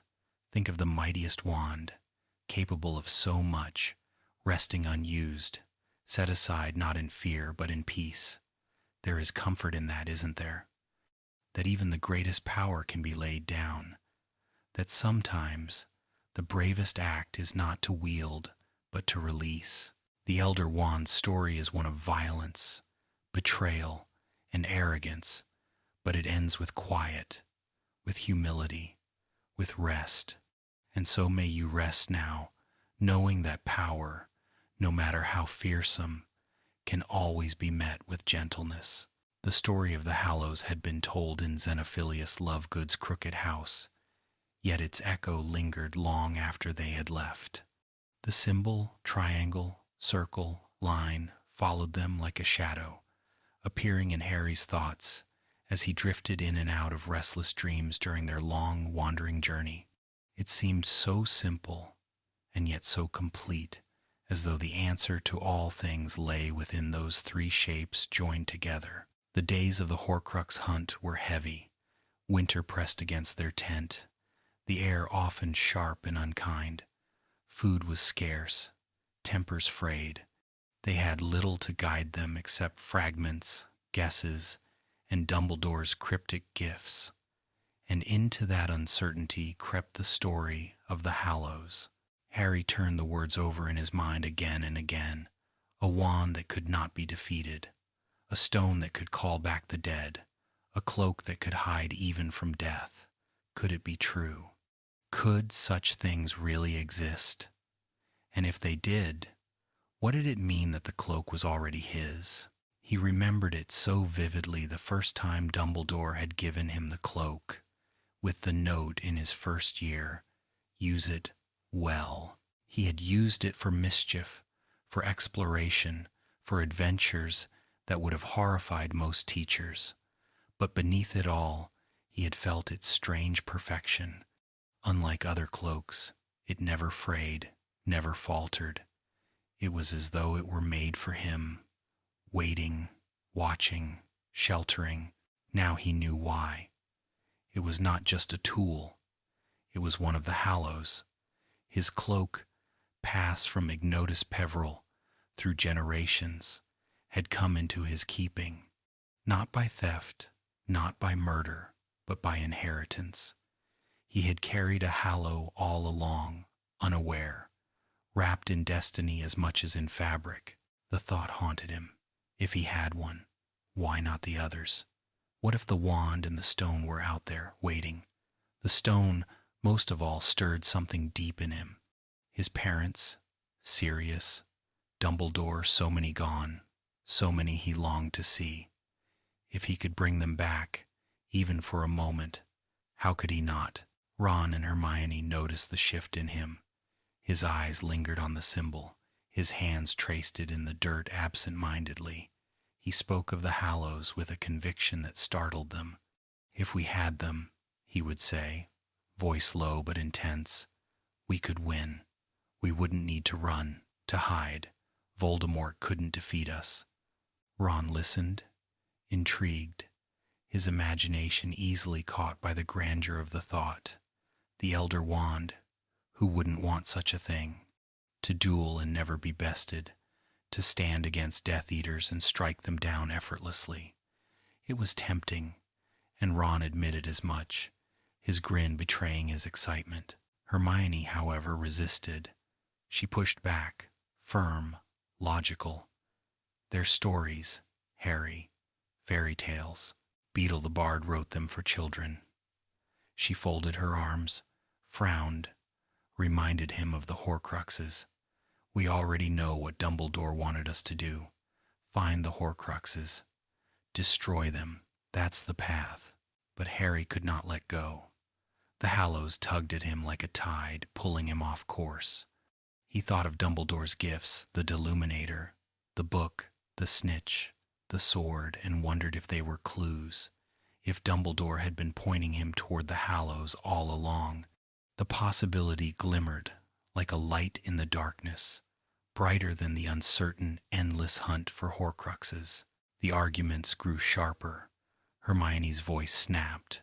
Ron's tone grew defensive. Harry's temper flared. The cold winter pressed harder, food ran low, and with every hardship the Hallows gleamed brighter in Harry's mind. They were the answer, the shortcut, the way out of endless struggle. If he had all three, he would be master of death. He would be untouchable.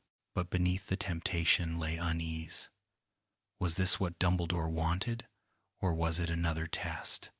The thought of Dumbledore weighed heavily. He remembered the man's words, his silences, his half-revealed truths. He remembered how much Dumbledore had kept from him, and part of him resented it. If Dumbledore had truly wanted him to focus only on Horcruxes, why leave him breadcrumbs leading to the Hallows?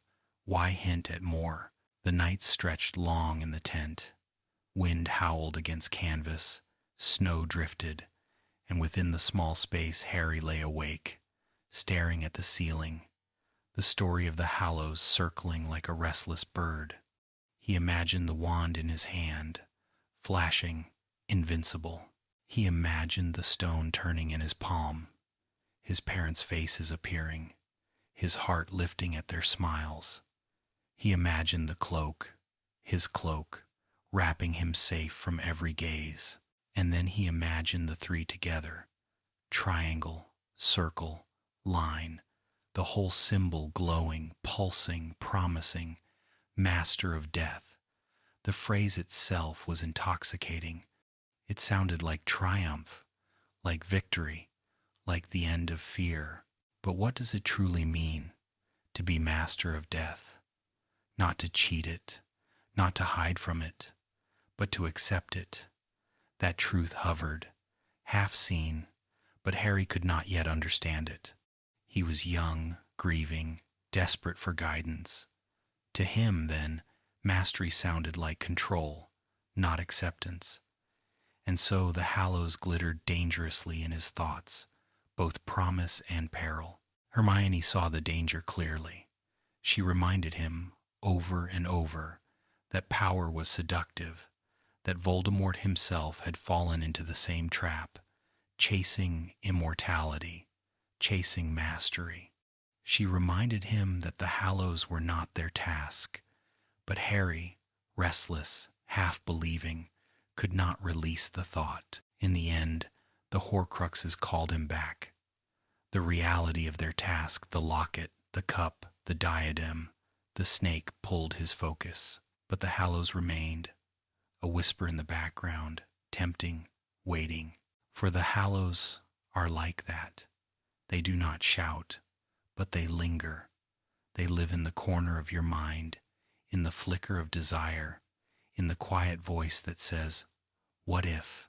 As you close your eyes, imagine the symbol glowing faintly in the dark, triangle, circle, line. Imagine it hovering above you, steady, silent, waiting. It is not a curse, nor a promise. It is a story, and stories live as long as we let them.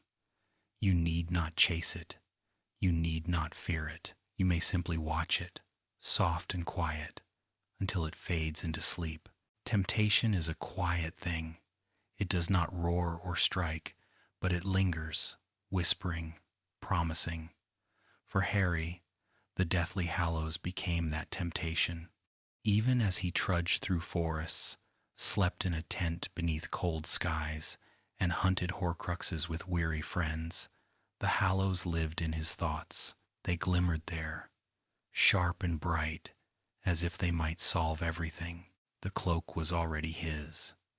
That thought repeated often, soothing and dangerous both. He did not stumble upon it by chance, nor wrest it from another. It had passed to him through his father, through Dumbledore, through the quiet current of inheritance. One of the Hallows was his by right, by destiny. If one, then why not the others? Why should he not gather them, unite them, claim the title whispered in legend, Master of Death? The Elder Wand shimmered most temptingly. In his mind he pictured it flashing in his grip, Voldemort crumbling beneath its spells. How much easier would the war be, how much swifter the end, if he had the wand. Instead of creeping, hiding, suffering, they could strike, win, finish. The thought tightened in his chest like hunger.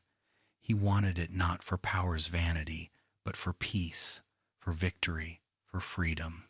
But want is want, no matter its disguise, and temptation cares little for reasons. The resurrection stone, too, haunted him.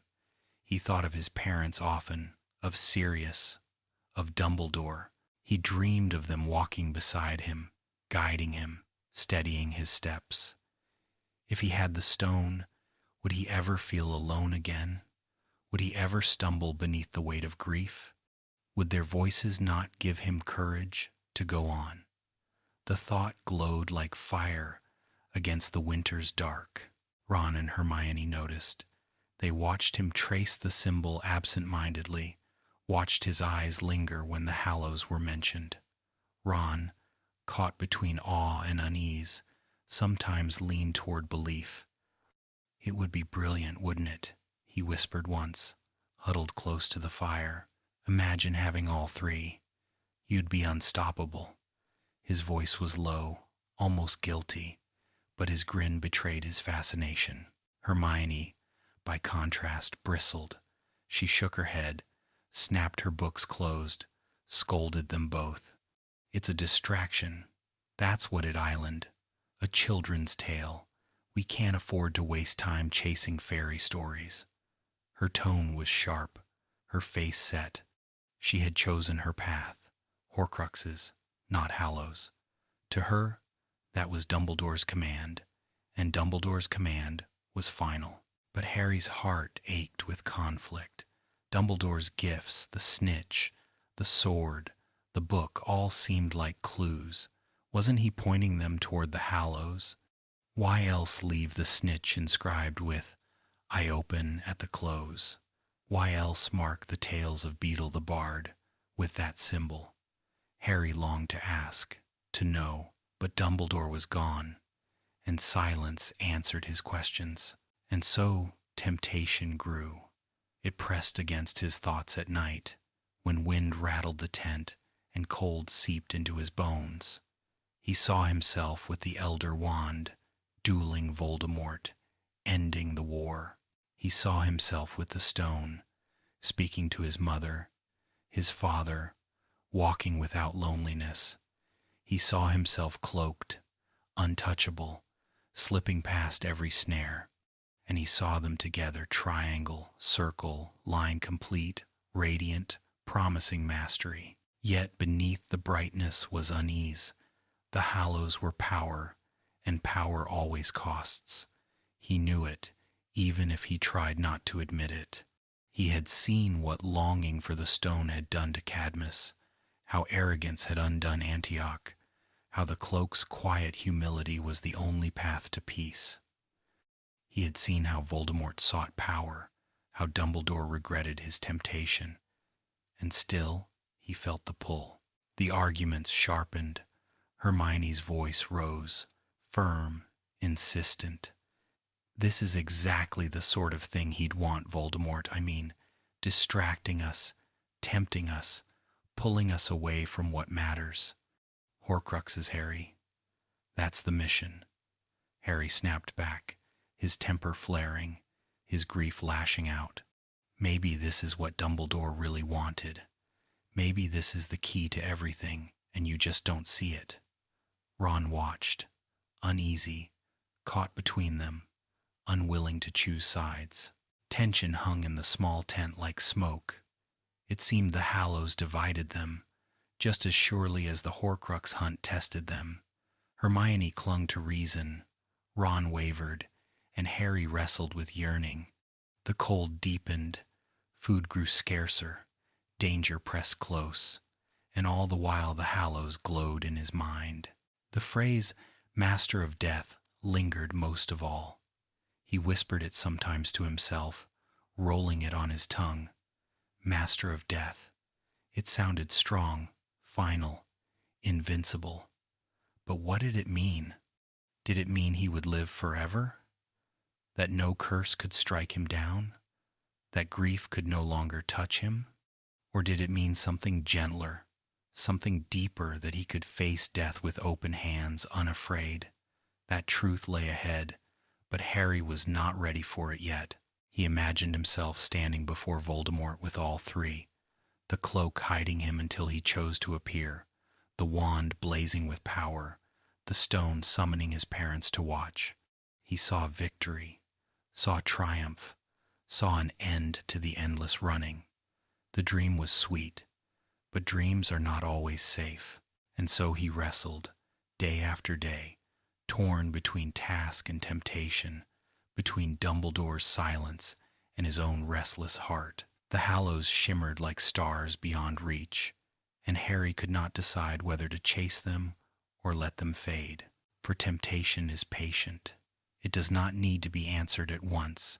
It lingers, waiting, whispering, drawing you slowly until you cannot tell if the thought is yours or its own.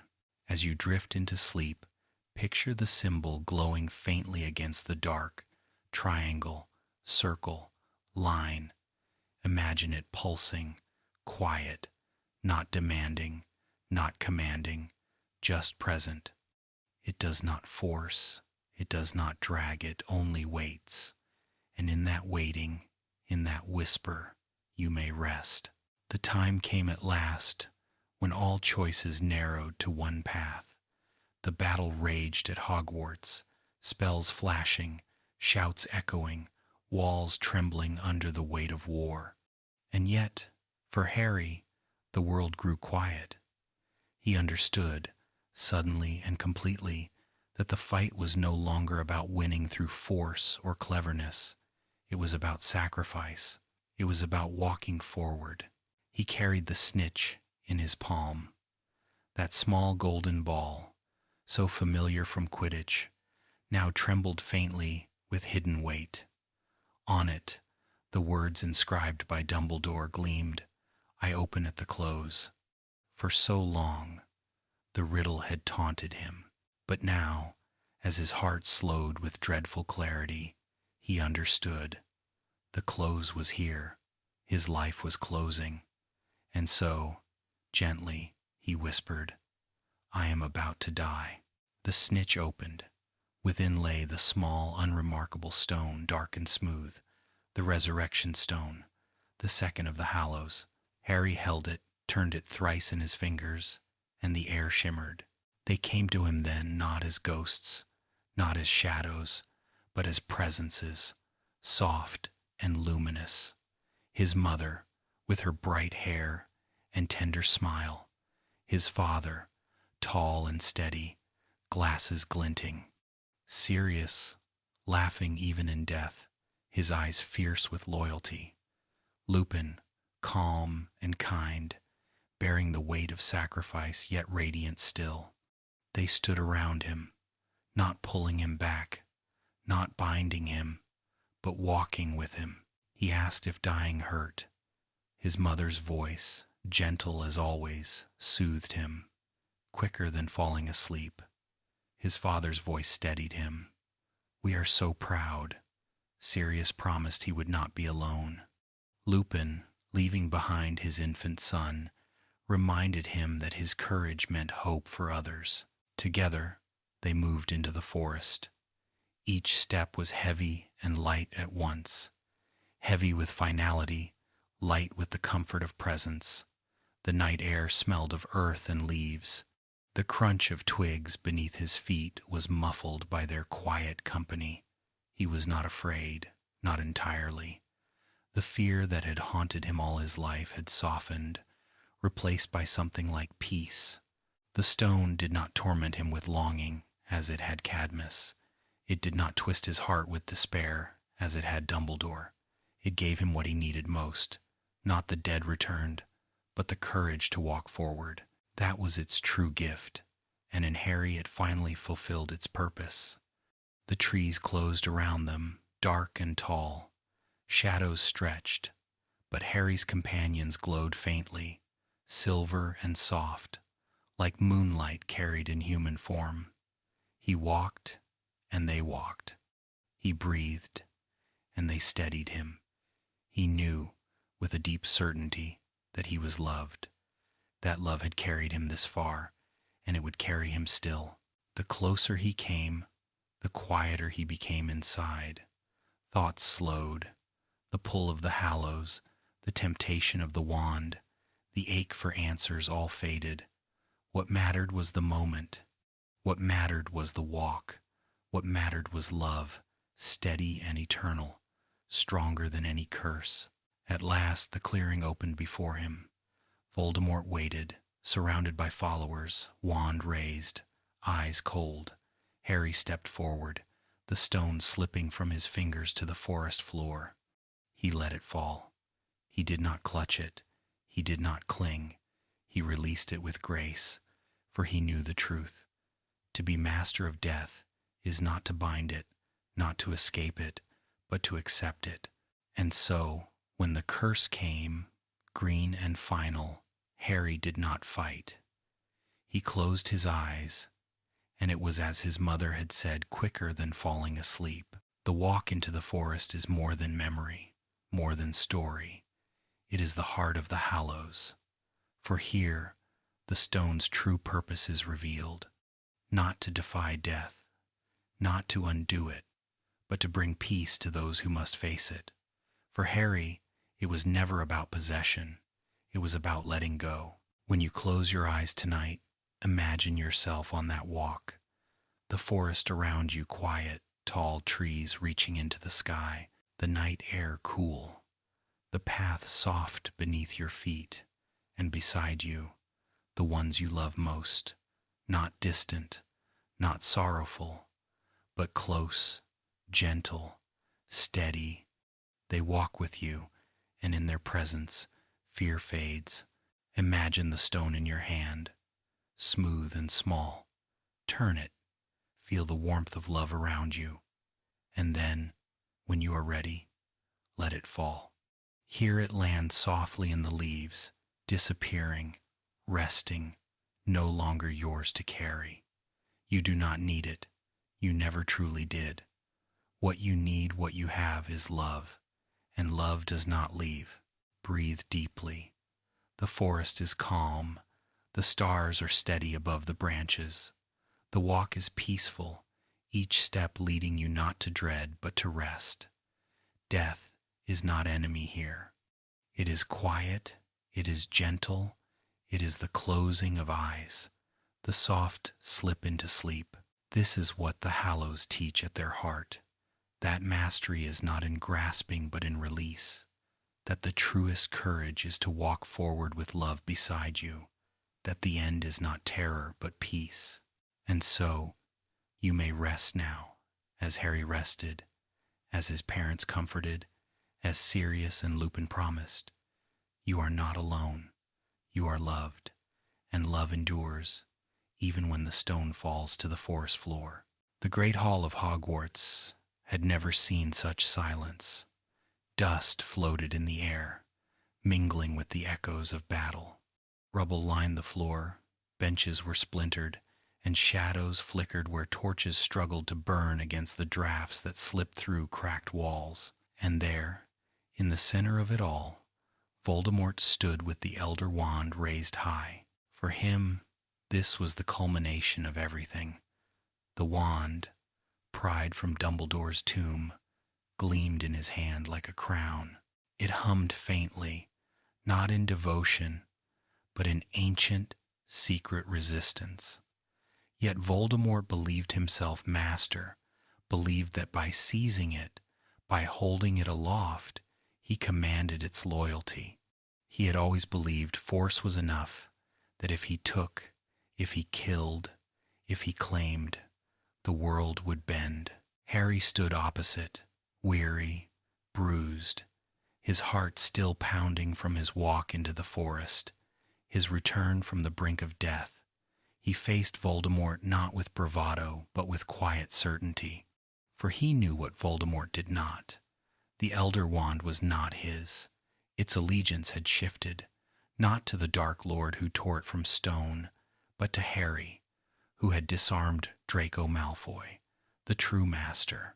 The hall watched, breaths held, the weight of history pressing down. The clash was inevitable, yet in the stillness before it, the truth seemed to glow. Voldemort's face twisted with arrogance, Harry's with resolve. 2 wands, 1 spell. Avada Kedavra. Voldemort's voice rang, shrill and final, green light bursting forth. Expelliarmus. Harry's voice, steady, echoed his oldest spell, the charm of disarming, of defense rather than destruction. The curses collided, light crashing against light, sparks exploding, the air shattering with force. But beneath the brilliance, beneath the crackle and roar, the Elder Wand made its choice. It recognized its master, not the hand that clutched it, but the heart that had earned it. Harry, disarming, defending, had won its loyalty. Voldemort, arrogant and blind, never had it at all, and so the spell rebounded. The killing curse, cast with such certainty, turned upon its caster. Voldemort's scream split the silence, then fell quiet as he crumpled, lifeless, upon the stone floor. The Elder Wand lay gleaming, harmless now, its burden ended.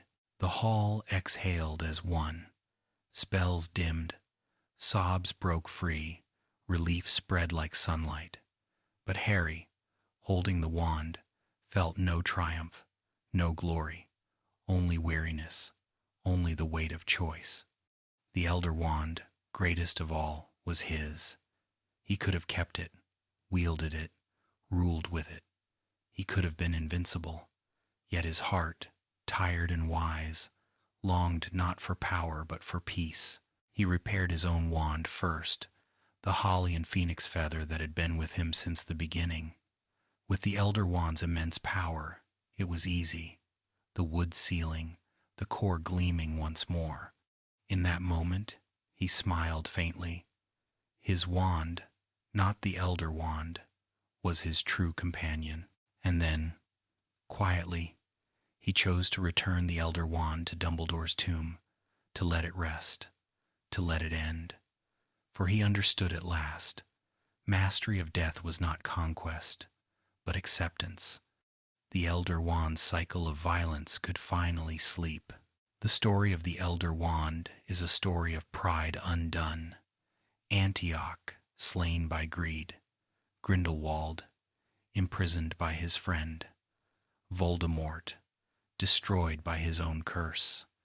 And at the end, Harry, who laid it down. That was the truest mastery, the quietest ending. As you rest tonight, imagine the great hall after the duel. Silence, then peace. The torches flicker, the rubble lies still, the echoes of spells fade. The Elder Wand gleams faintly, then dims, its power folded away. No more hunger, no more death, only rest. And so, like Harry, you may lay it down. Whatever burdens you, whatever power tempts you, whatever fear clings, you may set it aside. You do not need to hold it. You do not need to conquer it. You may simply breathe and rest and let peace come. For that is the lesson of the Elder Wand, that even the mightiest power may be laid aside, that in release lies true strength, that in rest lies the deepest mastery of all. The war was over, yet the Hallows remained, not as weapons in hand, but as whispers in memory. They were never meant to vanish entirely, for legends linger like shadows at dusk. The Elder Wand, the Resurrection Stone, and the Invisibility Cloak each still existed, each still bore the weight of centuries, but their purpose had shifted.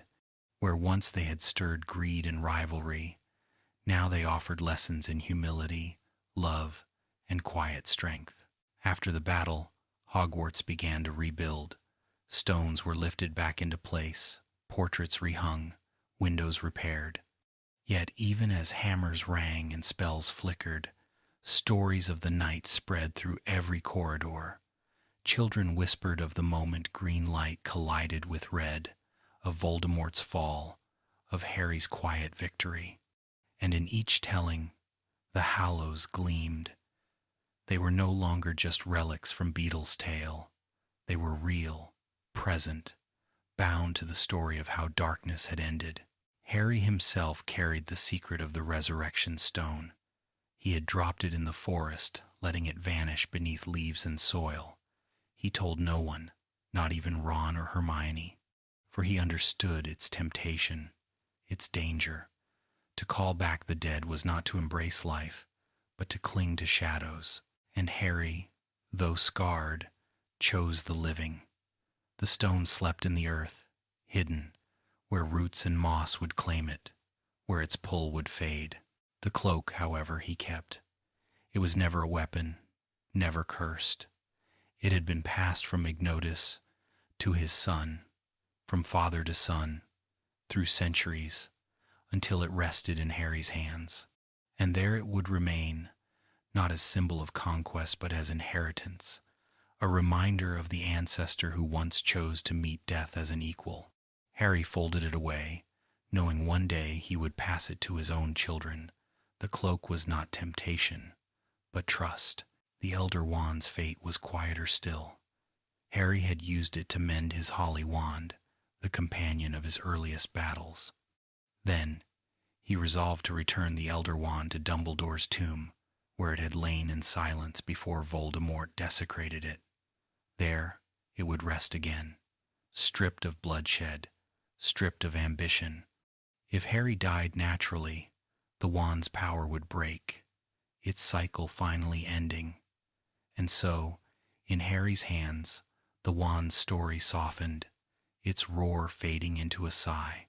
And so, in the years after the war, the Hallows became something more than relics. They became symbols. Wizards who once dreamed of owning them began to dream instead of what they meant. Courage, love, humility, and perhaps, most importantly, the choice to lay aside power when tempted to wield it. It is easy to imagine how the stories grew. A young witch at Hogwarts might sit by the fire in Gryffindor Tower, listening to older students retell how Harry Potter dropped the stone in the forest, walking willingly to his death.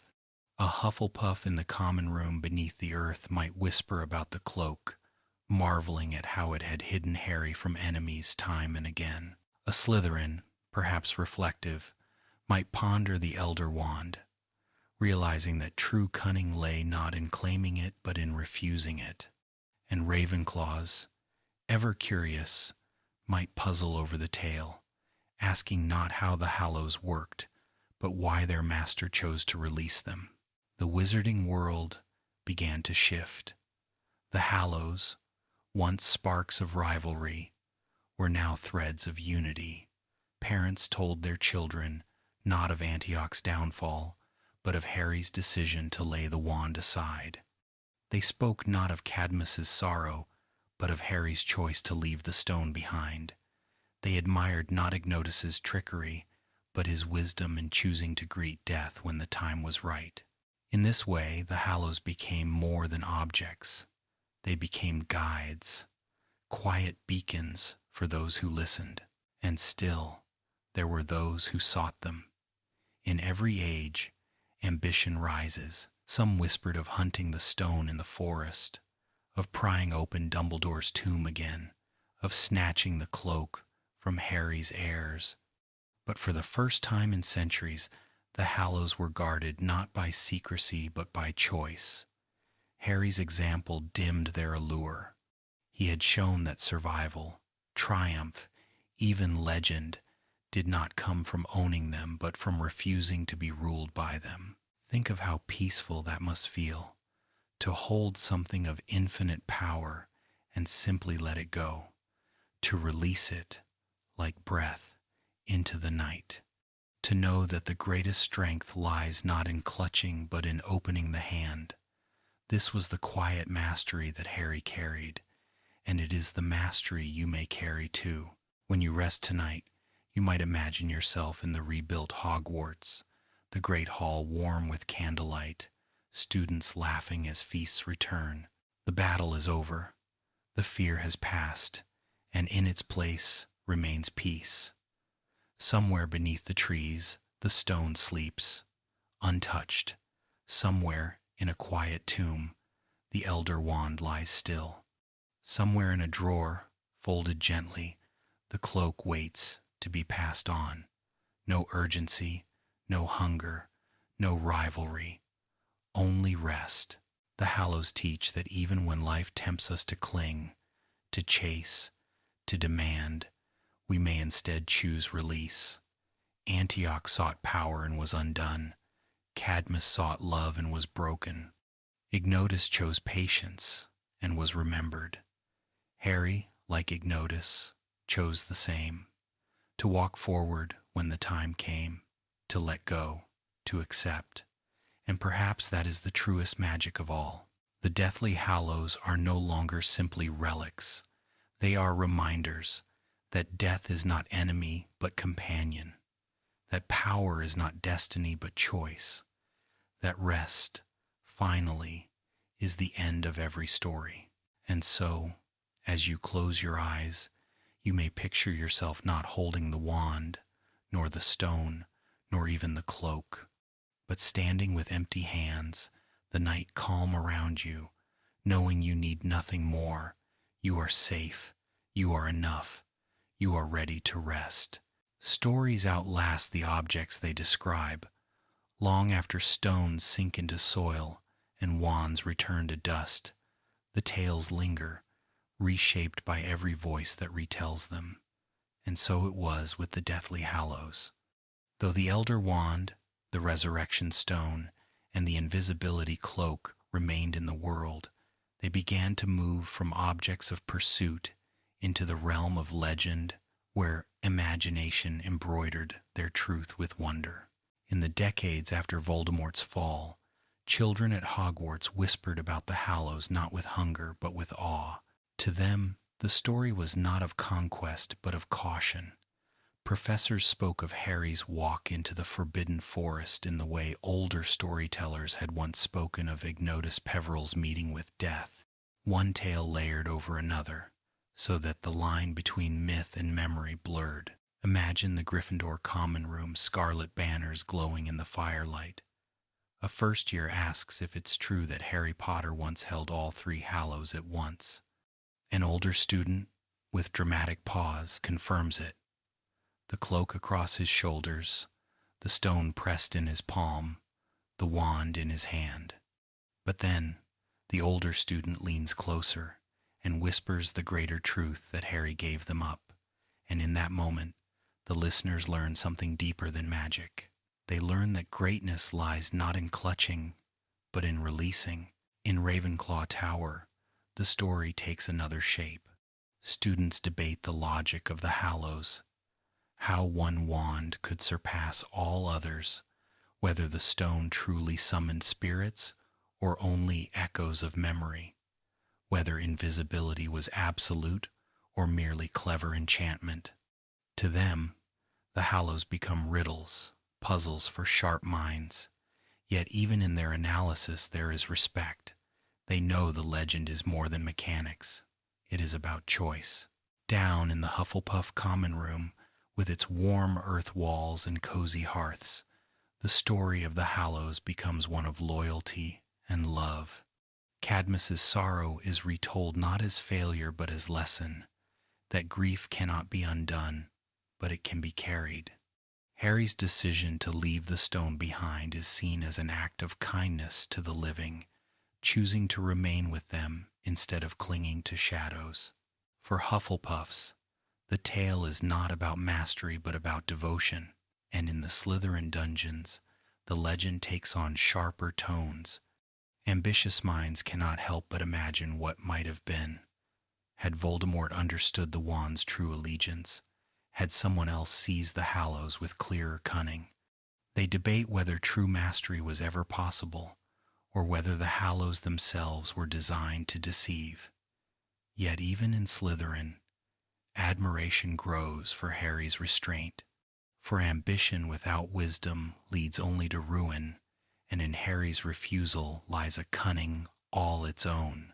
Across the wizarding world, the Hallows wove themselves into culture. Bards sang of them in ballads, altering details to suit their audiences. In one version, Ignotus met death beneath a yew tree, his cloak shimmering like silver fog. In another, Cadmus's lost love was not a maiden but a warrior, her ghostly sword gleaming in the half-light.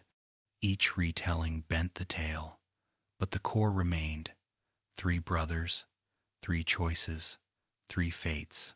With time, some even began to forget whether the Hallows had been real.